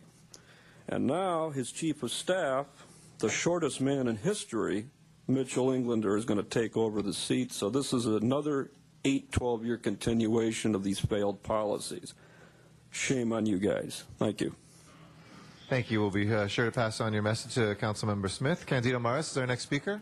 Good morning, Mr. President. I hope you'll send my message. Candido Maris, proud resident of the 12th District, where I've had the privilege and honor to have Mr. Greg Smith represent me, and I'm looking forward to Mr. Mitch Englander continuing that great service to the great city of Los Angeles. But our city budget time is over. Elections are over. We start a new year July 1st, and what's going to happen? Water and power. Water and power rates are going to go out. You know, they're looking for that increase. Mr. Nichols and his staff are doing an outstanding job doing outreach, but we cannot afford this. We cannot afford those increases. If you would hear from the people, Mr. President, council members, if you go out and listen, when you hear people that are taking baths in their swimming pool, this is not my story. This is the stories that are being told. When people are having their families reduce their baths to 3 times a week instead of bathing every day because they can't afford it. When people are not flushing their toilets because they can't afford it, Mr. President, council members. Yes, Mr. Nichols and his staff need those increases to improve our infrastructure, but the people of this great city, the ratepayers, cannot afford those increases. They're talking pennies, and it's not pennies. If they really want to pinch pennies, let's take a look at their expenditures. $1.7 billion still being spent, and nobody knows where the money goes. Contracts being increased by 12% this coming year. We're talking about overtime. Their 980 and their 410 program for overtime, and then the Article 33, which allows for even a higher payment to an individual because he takes on a job as a supervisor. What are we going to do with that, Mr. President? What are we going to do about the lawsuits that they continue? We need to rotate those city attorneys who have become more loyal to DWP than to the ratepayers of this great city. When they do that, when they make those cuts that we need in this great city, then we can sit down and talk about increases. But till then, Mr. Nichols and his staff have to do the right thing and reduce their costs. Mr. Nichols is an outstanding man. He's the right person for the job, but we have to work together. Mr. President, I'm asking you to please sit down and let's talk about these increases. Thank you, sir. Thank you. Look forward to doing that. Walter Bechtel is our next speaker here in council chambers, and there's a joint committee between Energy and Environment and Rules and Government next week. Mr. Mares, to continue to push forward on making sure the ratepayer advocate gets hired as quickly as possible. Walter Bechtel.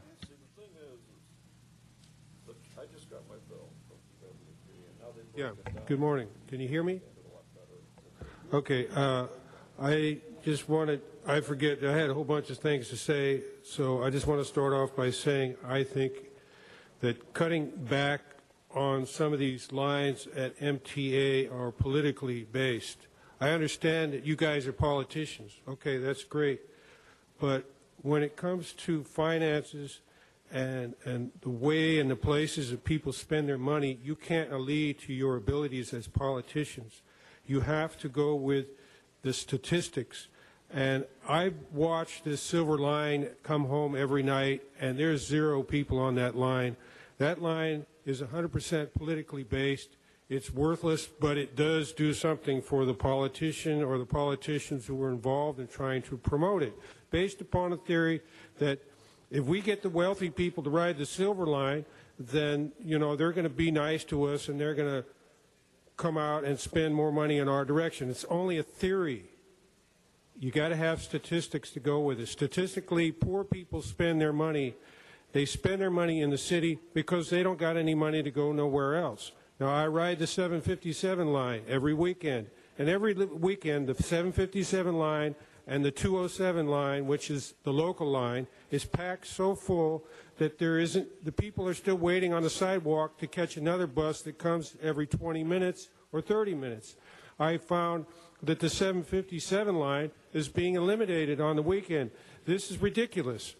And it's only because politically we want this line, but this line we don't need it, and they didn't even go with statistics. So please try to go with statistics and I'm hoping you can ask for a review of how they made the decision, and I tell you, it was only politically based. Try to use statistics. Thank you. Thank you. We'll now go to the public comment for the other items that are before us. Arnold Sachs, if you'd like to come forward and speak on items 3 and 4.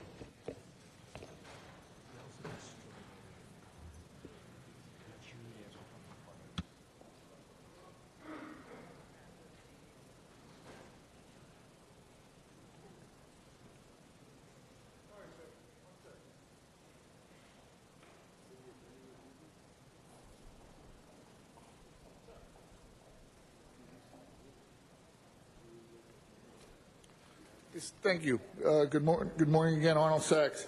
I held the rent escrow account program because it involved the LA Housing Department, and just basically based on Wednesday's action here in City Council chambers regarding HACLA and how the council took control of the center table with the regarding the commission appointments. I was wondering, how can anybody actually question any decisions made by LAHD? And just an aside to Mr. Koretz regarding his questioning of the mayor's promise to the Section 8 people that were here complaining about how he broke his promise. The mayor was right here with you this morning. You could have asked him then, sir. Would you like to pass item number 3, or would you like to just continue, Mr. President? Continue, okay. I held the number 4. It's a street vacation that entitles the city, it gets an exemption from CEQA. So I was just wondering, what if that exemption didn't exist? What if that exemption from CEQA wasn't allowed? Then it would require an EIR, maybe, or other environmental reviews. Because I'm reading in an article from yesterday's paper in the LA Times. This refers to a document generated by this Mr. Miller from the CAO's office, that resolution statement, the California environmental review process provides vital holistic analysis of development proposals, analysis that the city council needs in order to have a full and complete debate about the stadium, about the property here that was being vacated. So if you need to have a CEQA to do this stadium proposal or any land transfer, and you don't have it, and you don't have the information that would be provided by the CEQA reports, how can you consider a vacation, or how can you consider a stadium project when you're not getting the information up front? Because as it says here, this vacation has this land vacation has an exemption from CEQA. But if it didn't, you couldn't do the vacation without getting the proper environmental impact reports done. Because then you wouldn't be able to do a complete debate about the proposal. In this case, a street vacation. In the other case, a stadium proposal. So how can you have an ad hoc committee without having a CEQA report? And why is AEG doing its own environmental impact report to present to the city? Does the people who own this property and get the vacation, do they turn in a CEQA report? No, because they don't have to, because there's an exemption. So you see this vicious circle that's occurring here? Here's Mr. Parks. Maybe he could clarify that. Thank you for your time, answers, and attention. Thank you. And before anything is done on CEQA, that would come back to the council when there's actual land use entitlements being sought. And absolutely, I think Mr. Krikorian has a motion to ensure that that will be done. Excuse me, Mr. Sachs, would you please show the respect when the answers are given that we try to give to you. Our next two, if we can open the roll on those 2 items, please. Prepare the roll and tabulate the vote. 11 ayes. Thank you. Those both are approved. And let's go next to Wayne Spindler and Van Nuys, items 7, 10, and 13. Mr. Spindler, if you'd like to speak on those 3. Okay. We're going to do 10 and 13 together. And 7. Okay, so that's 5 minutes. Okay. So let's start with 6. 7. Not Seven? Not 6. Yeah, 7. The Treasurer's Office bondholder. Okay, they're going to give the Cartwright Assessment bondholders, District. they're going to give the bondholders, and they're going to relieve property owners of this money, but this money that's due is through a mistake, an actuarial mistake from the Treasury's office. So why in the world would the property owners ever be responsible for something that was the fault of the Treasurer's office? I mean, it's $2,490. I mean, why can't this should have been a special one in the last meeting, because the last meeting you had a special one to give something like $100 million of interest to the bondholders, so you should have incorporated that by reference. But a definite yes on anything that helps homeowners get relief from these taxes. Item 10, we have another $812,000 for the city's FICA tax obligations. So apparently this also was an actuarial mistake that's got to be clarified, and that's a significant one.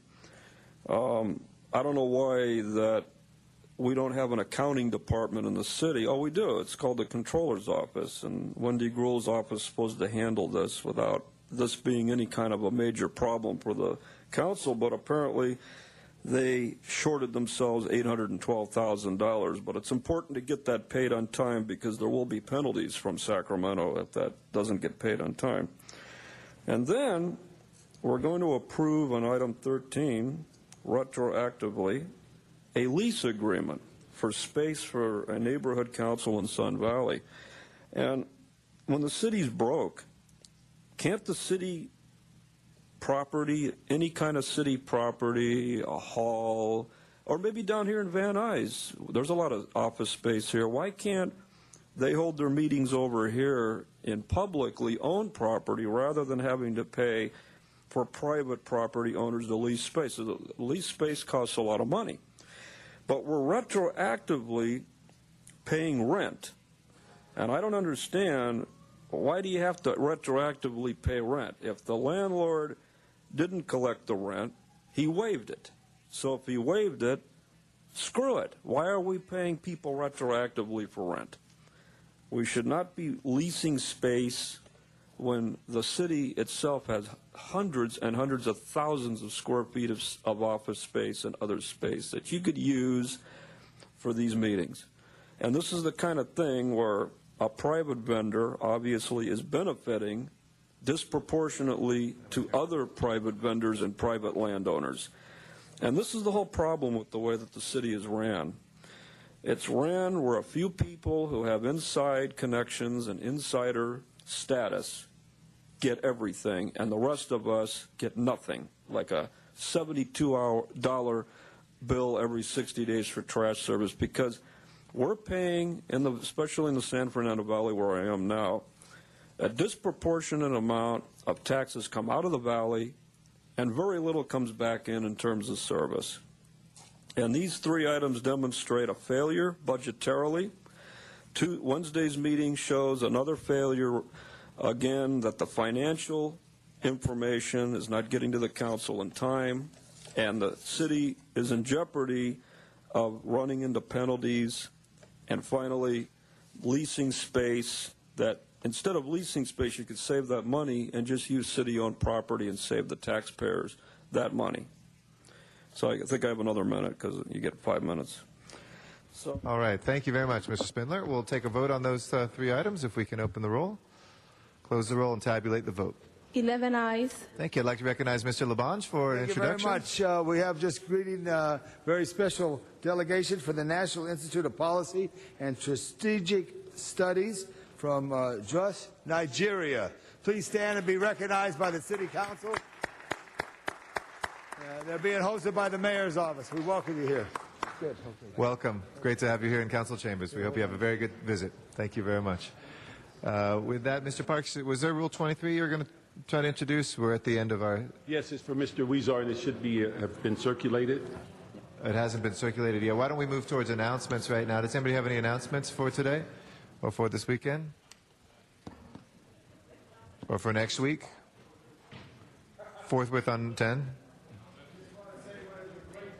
Mr. Labange at the podium. Variety of schools with their graduations. I know all of us have been asked to go and attend, and Mr. Reyes told me of a great time he had yesterday at a school, and I was at East Valley High as well as Charles S. Gibbs School, and the future is bright because the young people of Los Angeles are prepared. So Absolutely, and I was over at the Belmont graduation, spoke there 2 nights ago for the Sentinels. They did have a great graduating class of a couple hundred, all of our high school grads as well as our students who are ending the summer. We also kicked off summer night lights this morning, and it'll be this year in 32 parks throughout the city. We'll be keeping open till late hours, so look for parks nearby you to see if there's youth programs and other things you can do as well. Mr. Parks. Let me ask. Oh, I don't know if you had an announcement too. You looked. I have a couple of announcements. Yeah, go ahead, please. Tell us some announcements. Is Ms. Hahn here? Oh, I can squeeze 2 in then. I'd like to announce, and we heard it earlier with the 5th annual book fair in the Leimert Park Village. Certainly invite everyone out to the book fair. It will go from 10 a.m. to 6 p.m. Also, I'd like to announce the 2nd annual LAPD and LA Fire Department basketball game on Saturday the 25th, 11 a.m. to 3 p.m. at the UFC Galen Center. And it basically kicks off their program called Safe Summer Tip-Off for Youth basketball event. And then the final item is that the 8th District, in conjunction with the Department of Aging, is hosting a free health screening and workshop on June the 28th, which is Tuesday, 10 a.m. to 1 p.m. at the South LA Sports Activity Center at 7020 South Figueroa. Thank you. We do have Mr. Krikorian, please. 13, please. 713 we'll do forthwith. And 9 as well, please. 9 as well without objection. That motion is now being circulated. Do you want to describe what it is, Mr. We're going to have the city attorney to... on the findings, on Rule 23. And we'll get the general manager to come up. This concerns El Pueblo and Olvera Street. Mr. City Attorney. Thank you, Mr. President. Since the posting of today's agenda, discussions with several merchants subject to the Olvera Street Merchant Concession Agreement revealed the need to clarify certain terms in the agreement. There is an immediate need to act before the June 30th signing deadline for the merchants. Council must first make findings pursuant to Government Code Section 54954.2 before considering the substantive motion. Thank you. Okay, we'll take a vote on the findings first. Okay, let's go ahead and open the roll, close the roll, and tabulate the vote. 11 ayes. And those are all yeses. Okay. Thank you for the assist. I would just like to ask the general manager to give us a brief issue on the clarification you're trying to seek. The issue we're pushing against is the June 30th deadline. That is correct, Councilman Parks. As you recall, this board, as well as my commission, included in the adoption of the concession agreement a deadline date of June 30th. There are essentially 3 pieces that require clarification. The clarification of the late fee formula, if you will, the 150% formula. There's room for interpretation. This action by the council would clarify that piece. There's a late fees piece as well. Again, another item that room for interpretation. This clarifies that piece. And then additional documents that are required. We've been working with the council offices to ensure that the appropriate documents that can be brought forth by merchants that are acceptable by the city attorney, our office, the commission, would permit a greater number of people to qualify and hold on to their businesses. Okay. Okay, colleagues, I've asked for I vote in behalf of Mr. Huizar to clarify the formula. Also the application of late fees, and also the proof of ownership are the 3 primary issues.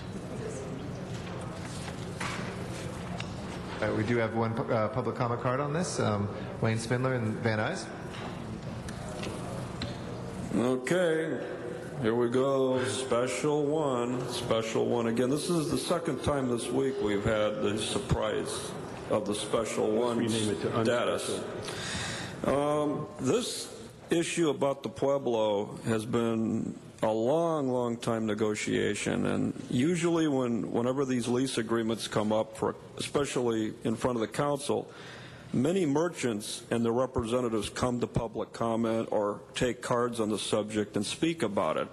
I'm not aware that they were made aware of this, that the merchants in the Pueblo, who are over there right now probably working hard, making money for the taxpayers in terms of sales taxes and parking revenue, know that you're in council chambers right now affecting their very lease agreements that they just finished negotiating, where some people are going to be paying higher rents under a long and bitter contested lease agreement. And I listened to a lot of those people. They were here for many generations. Everything involving that area is very special and has to be handled in a very articulate manner. But we have this man today coming up here in front of this meeting, to the shock of me, let alone probably anybody else, that they have to make technical changes before June 30th, which is the beginning of the fiscal year, which will be July 1st, which will be vacation time. What are these changes?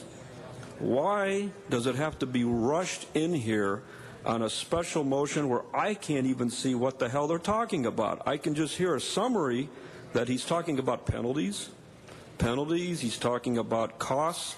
So why don't you protect the private businesses here?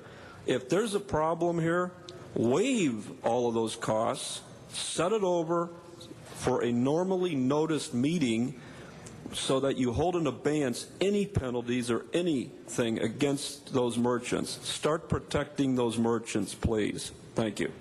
Thank you. We have 5 other cards here, so about 10 more minutes of public comment. Norma Garcia is first, then Mike Mariscal. Good afternoon. My name is Would you move the microphone down a little bit so we can hear you? There you go. Thank you. Good afternoon, señores concejales. My name is Norma Garcia from Casa, California. This is a sad day. The mergers are beginning to force to accept the list that in the near future will cause many of the large stores to close their doors. The large stores are the backbone of Olvera Street. From the beginning, it was clear that El Pueblo never intended to negotiate with us in good faith when they fired the mediator. We still have many issues that have not been resolved. And now, at the last moment, they ask to present papers to prove our rights to be in the street, when many of the questioned merchants almost born in Olvera Street.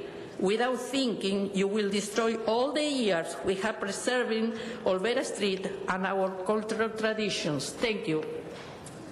Thank you very much. Mike Mariscal is our next speaker. After that is Vivia Bonso. Good afternoon.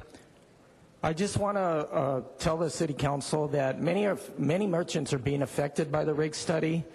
The RIGS people that did the rent study actually never came to Olvera Street. They never inspected the businesses. They never looked if there was handicap access in some of the businesses. Things that would affect the rates that they would put on their charts, bringing it to market value. We're asking that the RIGS people come down to Olvera Street. We have issues with a few businesses that we would like to get cleared up, issues that could possibly help a little bit towards the rent increases. One issue, again, is mine that I've said all along. I'm being asked to go from $1,046 to over $3,600. The RIGS study calls my store a small store. I am a medium. I'm still asking for the medium rate. But again, tell me how a small store can go from $1,046 to over $3,600 on the market rate. So that would be in a 3-year jump because there's the tiers. But again, there are issues with the RIGS study, and this is just being ramrodded down our throats really fast.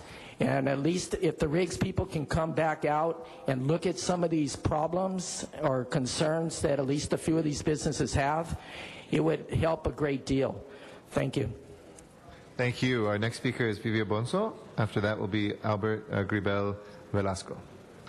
Good afternoon. Good afternoon, council members. My name is Vivian Bonzo, president of the Merchants Association. And we are very, very concerned that our issues are not being dealt with. Council members, I'd love to have your attention just for a second. I'm sorry. We have issues on the table that need to be handled. We have now 8 or 9 days, or 4 or 5, to sign the lease under threat of eviction by this council. I want you to know that 3 days ago, we were given a myriad of paperwork requirements that we now need to bring in. Some of those documents may not be available in 3 or 4 days. I've made our councilmen aware of this. In addition to that, many of our merchants that are long-standing merchants, 30, 40, 50, 80 years, are being told now that they will be denied their business. We have a rejection of one family with 12 more unless this council acts today. This is a heresy. It is outrageous that the merchants of Olvera Street are being treated in this manner. This is provocative on the part of your city attorney to try to impose every restriction they can think of and every twist that they can think of to deny the merchants the right to sign the lease. So we need you to act and to look into this matter. This is not going to go away, and if it doesn't get handled, it's going to end up in court. Thank you, council members. Thank you very much. Appreciate your testimony. Albert Gribel Velasco is next, and then Michael Carrion. Good morning, Council President, Council members. I hope what I'm about to say will resonate with you. I really don't want you to listen to me. I'd like you to hear what it is I'm trying to convey. And I think the most important thing to remember is through good times and bad times, through wars, through depression, through all of the problems and successes of the city, Olvera Street has been a staunch supporter of Los Angeles, its homecoming troops, our visiting neighbors and friends. And I want to remind you of one thing. When Prop H was passed over 11 years ago, and you as vote getters have to connect with this, 73% of the electorate supported Prop H, which forced the city at long last to sit down in long-term negotiations with us and hammer out a reasonable, fair, and equitable long-term lease that, beginning with my grandfather in 1930, I'm a third-generation merchant. Many of us have 4 and 5 generations, have done nothing but the best we could for the third-grade children visiting and studying California history, receiving almost all of the president's foreign dignitaries, and as my co-chair Vivian just mentioned, it is a slap in the face the way a succession of city department managers like the one sitting in front of you here today, and the collaboration with the new city attorney that stalling us for 11 years in negotiations, that we've met faithfully to work out a fair and equitable lease. And one of the other things that's never mentioned is we help to bring the votes to build a new parking structure which would have solved the financial crisis of Olvera Street years ago and was built into the original lease that we're being denied, gave the city 5 years, and they spent it on the Kodak Theater parking. We wouldn't be here today if it was done right. Can I ask somebody to cede another minute to me, one of our people? Who's the next speaker? speaker? We can't. It's actually under one of the rules. We can't cede. Thank you for your kind consideration. Thank you. No problem. I hope you'd be mindful of our situation. Thank you, sir. Michael Carrion is our last speaker. I don't mind letting anybody go up. You bend the rules all the other times. Sorry, sir. It's right there on the podium. We can't have it. Would you like to speak, Mr. Carrion?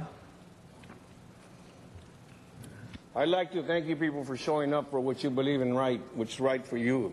Okay? A shame on all you people sitting here. The only one that was paying attention was Mr. Wesson. You're still reading your book, Mr. Koretz. Mr. Krikorian over there was having a conversation. Ms. Hahn, I love you, but you put your newspaper down for a minute. This is affecting people's lives. If you could please address the council as a whole, I'm talking about what you were doing during the speaker that regards this subject. Well, give me a minute. You know, you break these rules back and forth, up and down when it's convenient to you, But when it affects people's lives, you act stupid. You sit here naive and dee-dee-dee, I don't know what's going on. Conversations over here, Mr. Reyes is walking over there. One council member gave him his undivided attention, and I thank you for that, Mr. Wesson. It's embarrassing to be an Angelino today. It's embarrassing to wear this hat today. It's disgusting when you have to come down here and people for years, the people who founded this city, the people who work hard when nothing was around here, okay? Mr. Weezer is not even here to speak for them, okay? His staff's not even here to say anything on their behalf. They were here before the tall buildings were here. They were here when City Hall was the tallest thing. Why isn't Mr. LeBon saying something about that? Don't want to get involved in that. We're going to put billions of dollars up on Grand Street to bring back Grand Avenue, but we can't spend kibbles and bits here. I know what it is. We're Mexican. We're Chicanos. You don't deserve it. Let's give it to the white folks up here. Don't look at me like that. You're scary. Sir, if you could, that'll be your last warning to address the council as a whole, please. When I get looks like that, did you see it? Sir, please address the council as a whole. I felt threatened by that look. God. Just like if I were here to make a threat at you, you tell me I couldn't do it. Thank you very much. Good to see you, Mr. Carrion. And Mr. Weezar's staff is here for the record. They're over here. Just wanted to make sure the record was corrected. Mr. Reyes, sir, Mr. Reyes is our next speaker. Yeah. Thank you, Council President. You know, it is possible to walk and listen at the same time. But what I do want to share with you is I'd like to get a better sense of what's at stake here. I heard the speakers. Yes, we do have the ability to work with each other while presentations going on, and we are listening. So can you just give us exactly what's in front of this special one? Gives us a list of directives, and it is by Councilman Weezar, and his staff is here, and give us a sense of what are we making a decision on, because I want to make sure we're listening to the speakers, and I know there's two sides to the coin, but there's a reason why the council member of the district wrote this motion. Yeah, absolutely. Sort of the three critical issues that are confronting you right now, all under the umbrella of a June 30th deadline. The first one deals with late fees. In the concession agreement itself, there was room for interpretation of late fees. The department understood it one way, and our colleagues from Olvera Street understood it another way. We sat down with city attorney to make sure that that there was an understanding of that, or could both have some latitude. We worked with the Council District 14, who brought us all together, and now the interpretation that you would be approving is a more liberal interpretation that actually provides greater flexibility for the merchants, and it actually reduces the income for the department. So that's the first piece. Now, it reduces it in the first year, and it actually qualifies more merchants under that 60-month framework so that they can spread their late payments out over 60 months as opposed to 24 months. A more liberal interpretation moves approximately, under our interpretation, the departments from 5 that would have qualified to 45. So it is beneficial to the merchants. So the council member's directive in Special 1 addresses what you are describing? Precisely. And are you familiar with the council member's motion? I haven't seen it. Is it possible to, I don't want to negotiate on the floor now. We're done negotiating, sir. Okay, so, but this does address what, yeah. Can we hear from the city attorney's office? Good afternoon, council members. Council members' time. If you wouldn't mind sitting down, please, sir. I'm sorry, sir. Okay, sir, if you can please take your seat. Thank you. Go ahead, please, city attorney. Good afternoon, council members. David Michelson with the Office of the City Attorney. It's a pleasure to be with you here today. most, if not all of you, know the history of the Olvera Street situation. It's been going on probably for decades. Suffice to say, probably going back about a year ago, the council office, the department, the CLA, CAO, the city attorney's office really rolled up their sleeves, embarked upon a very, very long, at times tortuous negotiation process with the OSMA leadership and their lawyer. It culminated last month when both the El Pueblo Commission and York City Council approved a new concession agreement that is possibly one of the most generous, if not the most generous, concession agreements in a municipal setting, certainly that we're aware of. We believe it's legal because the city charter and Proposition H allows for long-term concession agreements to be awarded on a non-competitive solicitation basis. But bottom line, this concession agreement is very generous. It's very favorable to the merchants. The merchants have been on, many of these merchants, Olvera Street, building Olvera Street for many, many years. But we've seen in the last few weeks yet a renewed effort to even make the concession agreement more favorable for certain merchants.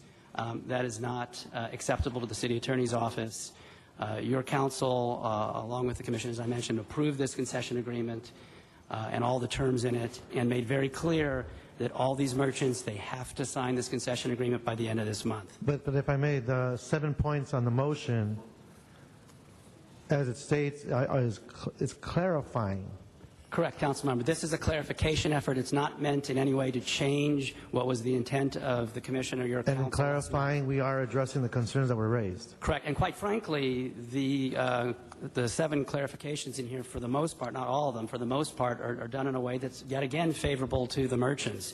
Okay. As Mr. Andrade mentioned, the late fee resolved to their favor. As mentioned by Mr. Andrade, spreading the back rent and security deposit over 5 years, favorable to them as well. Well, my inclination is the council member of the district is presenting this motion. Correct. He is stating that's clarification. I know heads are shaking to the negative in the audience. I don't want to negotiate on the floor. I'd like to follow the lead of the council member. He could always come back later to continue figuring out the best case scenario for everybody. But this is one moment in time that we could support this, given its intent to create flexibility. That would be my assumption. Thank you, Mr. That's correct. Reyes. Mr. Labange is our next speaker. We've closed the public comment, sir. I'm sorry. It's been a long issue. The councilman of the district has done his best. We do have folks who do not think the same way that the city attorney or our city administrators think, but this is the best step now to meet the deadline. I want to work with you. Many of the people, not all the people, but I have relationships with all of you, and I know the importance of the history of Olvera Street. With the city attorney's recommendation, we move forward and take action, and as a committee chair, we'll continue to hear the concerns as we try to improve all our cultural facilities in Los Angeles. Thank you. Mr. Koretz. Yeah, this is a difficult issue, and of course we tend to support the council member in whom difficult issues are dealt with in their districts. At the same time, Olvera Street is one of the great historic gems to all of us in the city of Los Angeles, and while I'm likely to vote in favor of a motion recommended by Mr. Huizar in his district, I would like at least to be able to hear for a couple extra minutes an opinion of the merchants that are involved and have a sense of whether, as they continue to say, we are actually going to be putting people out of business with this action and where it actually stands. Mr. President, could we possibly do that? Could I get a couple minutes to get that point of view from one of the merchants? On your time, you can use that as always at the podium. If I could, I'd like to have this gentleman have the opportunity to briefly speak. And 1 minute and 50 seconds of Mr. Koretz's time are left. I'd like to give the phone to my co-chair, Vivian DiBonzo. To whomever. And I would like to ask that we've waited for 11 years for a fair deal. I dispute what the city attorney's office representative stated here. 3 days ago, changes were made in the offer. We waited 11 years for a fair deal. We couldn't have a moratorium for 90 days. We've been patient with you folks. Please hear Vivian out. And we've been there for 81 years. We paid our rent Remember, sir, on there's time, all about a the minute time. and 20 Why seconds any left. pause? So takes away from our ability to hear from her. In item 2 and 3 of this motion, there are several businesses listed that the rate is being reaffirmed. Let me give you a very brief how this happened. We have storage space that is not ADA compliant. In the rent appraisal done by the city, it said and they did not view the properties. Their measurements have been since updated for accuracy. So the appraisal shows that there is no storage space within our businesses. That is not true. OSMA offered to pay the appraiser, Riggs & Riggs, to come out and view the subject properties. It says in their report, ADA incompliant businesses are not have a diminished value. We are trying to get justice done here in terms of the rates. That is item 2 and 3. We can demonstrate that either the city put in the storage space or it is not ADA compliant. So we're just asking for a fair deal. That's all we're asking for in terms of the rates. There are only item 2 and 3. Those are the businesses affected, and that has everything to do with non-handicap compliant space that we would like the evaluator to come back and give their new opinion based on the new information that they receive. That's what we're asking for. Thank you. Ms. Perry is our next speaker. Thanks, Mr. President. A couple of quick questions. I know the council member staff is here. Perhaps they can give some insight onto the record, because we're sort of sitting here wondering why we're even at this point again. It's not exactly clear. The city attorney, as far as the deadline, is that discretionary or not? In the city attorney's opinion, it is not discretionary. We really urge the council to not allow this really at 11th hour, 59th minute attempt to renegotiate certain portions of this concession agreement. We urge you to stick to what you did at the end of last month. Will the council member be here on Tuesday?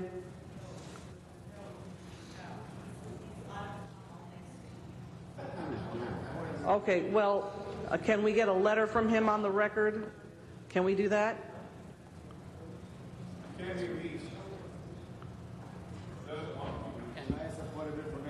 Yes, point of information, Hold on. Mr. Okay, Well, hold on. I'll Okay. go ahead. My time Is it a clock's running. I understand Ms. Perry's frustration as the committee chair.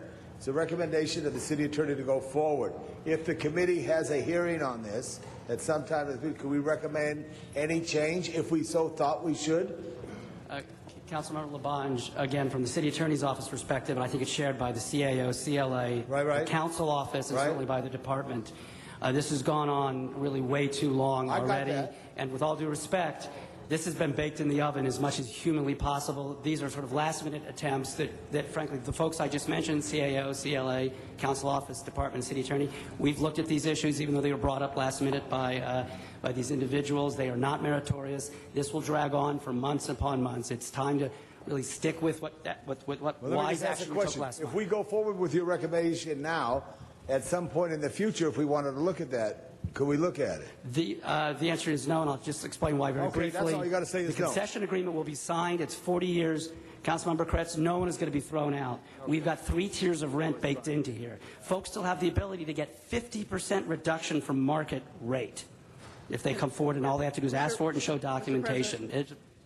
Can we let the council member's chief of staff at least say something on the record about the council member's position? Sure. Of course.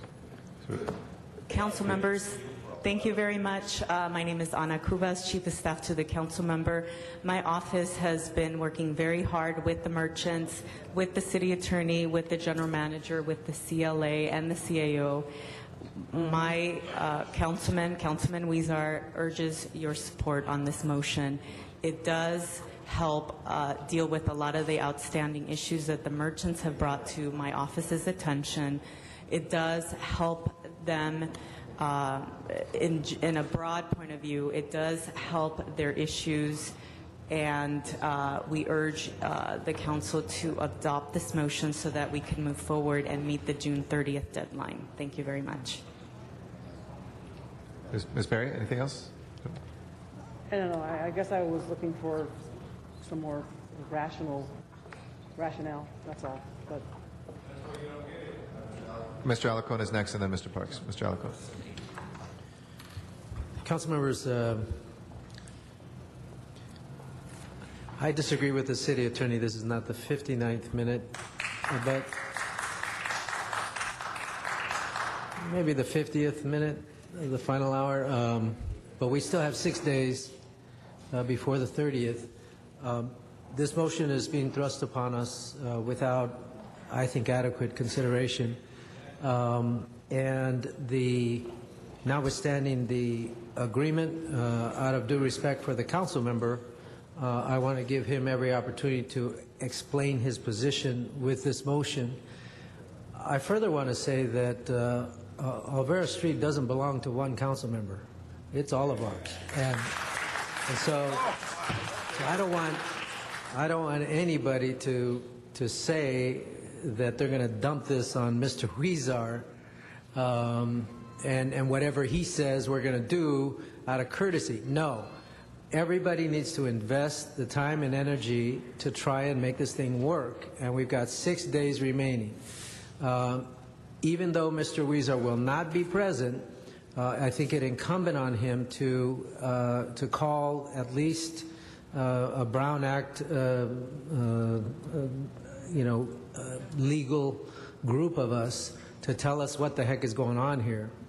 So I would urge that we continue this matter until Tuesday, and hope that we can gather more information. We give each of us time to also work with the community. With all due respect to the city attorney, we maybe have just a little more respect for our colleague, and I think we shouldn't rush to judgment. I certainly want to override Councilmember Huizar's motion without fully deliberating and consulting, and giving him the opportunity to explain it verbally. So with that, I would urge that we continue this matter until Tuesday, which would be about the 59th minute, I think. Mr. Parks. Excuse me. I guess I should sit down then. But let me just say, I think we've gone through this, but I think if you read the motion, it appears that it's in the great interest of those who are the tenants. They're saying you must bring forth papers that identify the ownership of the property. We'd expect people to have that. The other one is that they will not apply late fees for back rent owed. I think that's positive. The third one is the mathematical formula to identify as it relates to back rent is that it would be basically deposited over a 60-month period. Those all appear to be in the interest of the tenant. And so the clarity was, as they were negotiating, these 3 points came up as to people had different opinions of what was approved by our previous action. This is merely clarifying it's 60-month, no late fees on back rent, and you must have documents to show proof of ownership. That's the only 3 things that it's addressing. So I would think that from our prior discussions, and I've been in the committee at least 4 or 5 times on this from budget and other resources, that the councilman in the area has done a remarkable job over the last several years just trying to get this thing to this point, because it's been in the mix and in committee for literally years, and it's been and at the same time, the city's moved forward to upgrade a number of the facilities. So I think when you look at the specifics of the motion, I don't see how it could be contrary or something that would be in disagreement. Plus, I think if you were in committee when we had the joint committee, when Gloria Molina took the time to spend 3 hours with us in committee, everyone on both sides, when she left, said, we agree. They actually made a change in committee, and she said, is this the last change? Everybody said, we agree, and she walked out. We approved it, moved it to the council approved it, and there we are. We're down to 2 weeks or a week before June 30th, and we're saying clarify 3 issues, which are all favorable to the tenant. So I don't know what we gain at another 6 days or 6 months or 6 years, but I think when you read the motion, that's all it's asking for. Mr. Correct. Sir, this will be your last warning before I'm going to ask you to leave. If you are going to continue to have outbursts, that's a final warning. Mr. Zine, or sorry, Mr. Koretz is next, and then Mr. Labange and Mr. Zine's chair. Mr. Koretz. Yeah, what is the June 30th deadline based upon? Councilmember, the council has already taken action on this matter. The concession agreement was adopted. The purpose of this motion really is to provide the clarification that has happened since that concession agreement was adopted. The deadline adopted was a June 30th deadline to allow the merchants to sign the concession lease that was approved by council. In the intervening 30 days, since that time, there are some issues that have been brought up. And so these issues are intended to be clarified to give, really we only have 6 more days before that deadline is reached. And if the merchants choose not to sign the lease, then the council has already adopted a position that those merchants without a lease would be under eviction notice by the city attorney's office. Is the deadline based on anything? It was adopted by the council. But I mean, is it arbitrary? Was there a particular reason for June 30th? If there was a reason, could we say, let's make it July 30th? It's based on the need for closure. This has been going on for a number of years, and frankly, the pattern and practice, and I think everyone in the room knows this to be true, without a finite date for closure, it doesn't close. That's what's happened time and time again. I'll also add something to what Councilmember Parks mentioned, because I think it's an outstanding point. The 3 or 4 items in this motion that are clarifications are favorable clarifications to all of the merchants.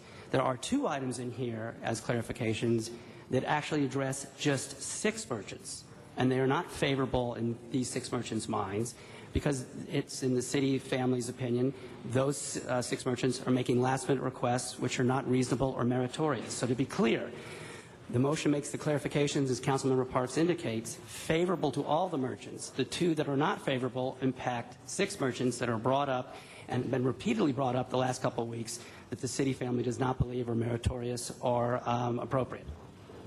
Well, it's hard to have a last-minute special brought to us and then complain about somebody else doing a last-minute request. I mean, this is somewhat last-minute as well.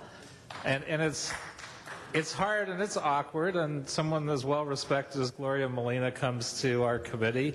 It's hard to say no to something she's worked on for a long time, and Jose Huizar has worked on for a long time, who I greatly respect. But it still just doesn't feel right when you hear merchants saying, we're still going to be put out of business. And the last thing I think any of us want to see is a number of long-standing merchants on Olvera Street put out of business. And while we may only be charging half the market rate, I don't know that they're not paying 1/10 of the market rate now and not able to continue existing. I'm not looking to put these people out of business. So I'm hoping we can resolve this without wiping out some of the real character of Olvera Street. I'll add just one final thing, I promise. And it's an important issue that we brought up at committee, and I think at full council as well, and it speaks directly to Councilmember Koretz's last comment. These merchants are for-profit businesses that are on city-owned land. Under constitutional and state law, it is incumbent that the city obtain market leases and take efforts and make strides to get these merchants to market leases. The fact that someone can't survive as a business at 20% of market does not provide sufficient justification to let them stay there for 40 years. So with all due respect, that is a critical issue, and the city has gone really to great lengths to make sure no one does get kicked out by allowing these tiers, various tiers of rental rate, including a tier that allows someone to get 50 to stay in place with only paying 50% of market. Somewhat unheard of, quite frankly. And again, one last thought. the council member had to bring this motion in today because these 6 merchants brought these issues up and wouldn't let go of these issues at the last minute, quite frankly. They could have been brought up before, and it would have been brought. The 6 merchants which I refer really have been harping on these final issues very recently. They could have brought them up and made them an issue much earlier and not then have placed the council member in this predicament of having to bring this motion to you here today, quite frankly. Your council took action last month, the end of last month, saying it all had to be done in 30 days. Folks are waiting to the last minute to bring these issues up, and that's not fair, I don't think, to the council member who then is forced to have to bring in this motion to keep things moving forward, which I think is what everyone wants to do. And that'll be the last warning for the entire audience, sir. We have to maintain modicum here of order. Mr. Labange and then Mr. Park. Some of you I see at Felipe's, and no one stopped me and said anything. I think what Mr. Michelson said has some point. We've always gone, and it's been a tough. If these are the only 6, out of how many merchants are at Alvera Street? 78 businesses. 78. There's 6 that we didn't get fully to. I would just say if we move forward, and then if there's anything we have to adjust, if there's something brought to light, we look at it in a different thing. That's how I feel, because it's a continued. I remember when I was working for Mayor Reardon, my assignment was El Pueblo, and my assignment was trying to get this done. And make a motion. I make a motion to move forward. And if there's other issues to bring to attention, the Arts, Parks, Health, and Aging Committee will schedule it immediately. Thank you, Mr. Thank Parks. you. Seconds that. Mr. Parks is our last speaker. That's it? Okay. All right, we have that motion before us. Please open the roll. Mr. Labange's motion to move forward and to take any of those issues into Arts, Parks, Health, and Aging to address. The roll is open. Mr. Reyes? Yep. On the Tuesday he takes in committee, that means we still have that Tuesday to meet the deadline that was set by the city attorney. He's not meeting Tuesday. I'm just saying. He's just saying in the future. Just moving it, Ed, just to move it forward.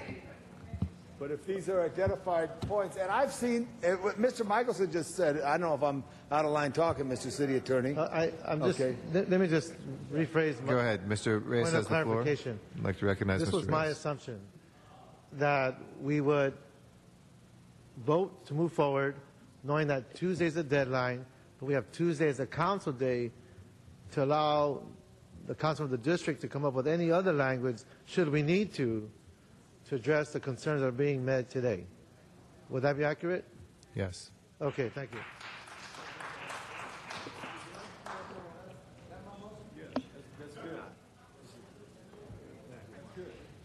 Right. So, why don't we clarify? I think there's still, I think the maker of the motion should state clearly what the motion is. It's to move forward, Mr. Reyes. It's at a future date. It could be before, but it's not necessarily, he didn't specify. Forward with this report on the recommendation of the city attorney. If there's any issues that need to be clarified, which some people may have brought up or had an opportunity to bring up to me, I will hear it in my committee at some date in the future. Okay? I'm not going to have a special. Do you mean the motion, Mr.? Well, there's no report. So do you mean the motion, Mr.? To move the motion forward? Okay. Okay. Parks, yeah, the special. Okay. Special. Special one. Mr. Labange moves special one, second by Mr. Parks, and he has agreed to schedule issues at an undefined future date if there are issues to resolve that were raised. Okay? Anybody else need clarification? We're all good? Please open the roll. Please close the roll. Please open the roll. Yes, sir? Can we call a quorum call? Sure, absolutely.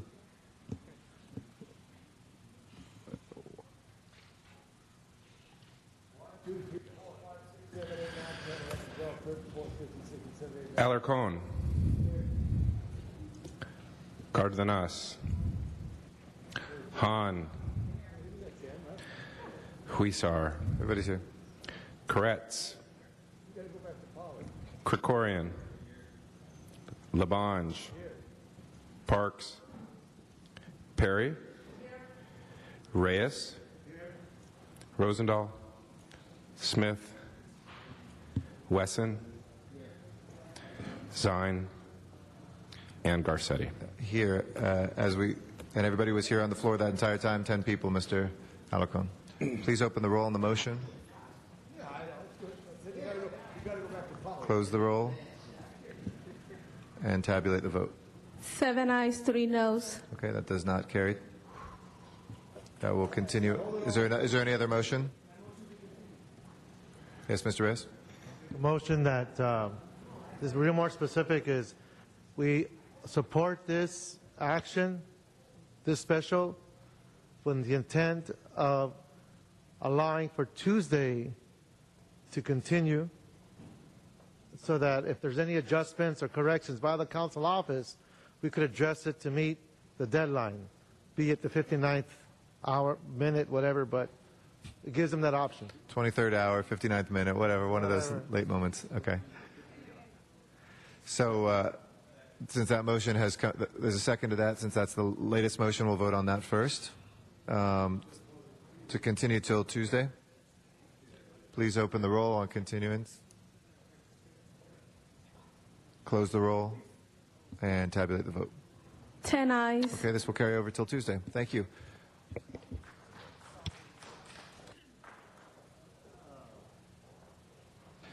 Just so folks know, Tuesday and Wednesday of next week, we have very long meetings at the end of the fiscal year. We expect, as we usually do, to be here probably into the late afternoon or early evening. So just to give folks a heads up about addressing this as well on Tuesday. Okay, next order of business. Mr. President, Council has motions for posting and referral. All right, those are moved and without objection approved.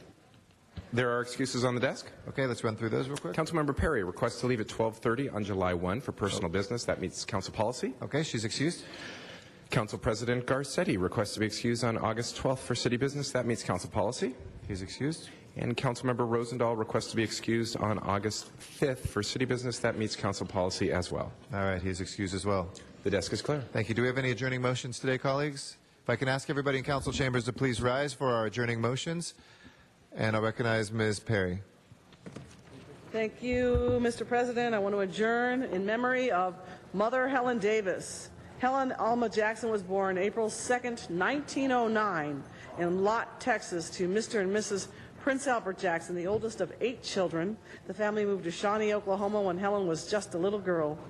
In 1938, Helen met and married Reverend J.S. Davis, and they moved to Oklahoma City. She was the president of the State Minister's Wives for over 40 years and a member of the executive board of the Department of Women as well, and a direct missionary under the leadership of Mother Elo Hale, Mother Lillian Morris, and Mother Barbara McCoo Lewis. In 2004, she was awarded Missionary of the Year during the National Holy Convocation of the Churches of God in Christ. Although Mother Davis did not receive any formal degrees, she graduated from the Church of God in Christ with honors. She lived a full life and was a constant source of encouragement and heartfelt love to all who came into her presence, and she will be missed by her family, friends, and saints. She was preceded in death by her mother and father, 3 sisters, 3 brothers, her husband, Reverend James Samuel Davis, grandson Stephen James, stepchildren Samuel Davis and Ida Bell Davis Scott, whom she loved like her own children, and 1 step-grandson, Gregory Davis. Any other adjourning motions? Mr. Koretz. Thank you, Mr. President. Last week we lost one of LA's true eccentrics, Larry Wayne Fisher. Known as Wildman Fisher, he died at age 66 of heart failure. He was a songwriter, a singer, and an outsider. Indeed, he has been often called the godfather or the grandfather of outsider music. Our culture is largely obsessed with amazing voices like those showcased on American Idol and with the glamorous beauty of our movie stars. But there's also room and fascination for the strange and unusual, which sometimes may be visionary genius. Wildman Fisher challenged us to consider what we accept or reject as music. As the New York Times said in its obituary, his voice was raspy and very loud. There was little tune to his melodies, and his lyrics had the repetitiveness and seeming simplicity of nursery rhymes. His singing, typically a cappella, was punctuated by vocal effects like hooting, wailing, and shouting. I know I certainly remember his best-known song, Merry-Go-Round, which is hardly even a song, but it gets stuck in your brain, and I remember it 40 years later. He was born in 1944 in Los Angeles and attended Fairfax High School, but was institutionalized at age 16 for attacking his mother with a knife. He was later diagnosed with 2 mental disorders, severe paranoid schizophrenia and bipolar disorder. Following his release from the hospital, he wandered Los Angeles, offering his unique brand of songs for 10 cents apiece to passersby on the Sunset Strip in Westwood and the Fairfax area. This was the 1960s when hippies flocked to the Sunset Strip, and Wildman Fisher was truly as far out as anyone in those far-out times. Frank Zappa of the legendary Mothers of Invention produced Fisher's first album, An Evening with Wildman Fisher, but that relationship ended because Fisher was too volatile even for Frank Zappa. There are many other interesting things I could say, but I would say Google him if you want further information. He was truly a wild character and a wonderful character and part of the history of Los Angeles. And his brother David of Agoura Hills and his sister Joyce Sherman of West Hills survived him. And I believe a few years ago, after 40 years off his meds, he started taking his meds again, and he was no longer Wildman Fisher, became Larry Fisher, and lost his creative genius, but just became a normal person again. But as Wildman Fisher, we'll always remember him, a great example of an eccentric genius in Los Angeles. Thank you. Are there any other adjourning motions? If not, Mr. Clerk, please call the roll. This meeting of the Los Angeles City Council is adjourned. We'll next be in session on Tuesday, June 28th, 2011. Have a good weekend, everybody. Thank you.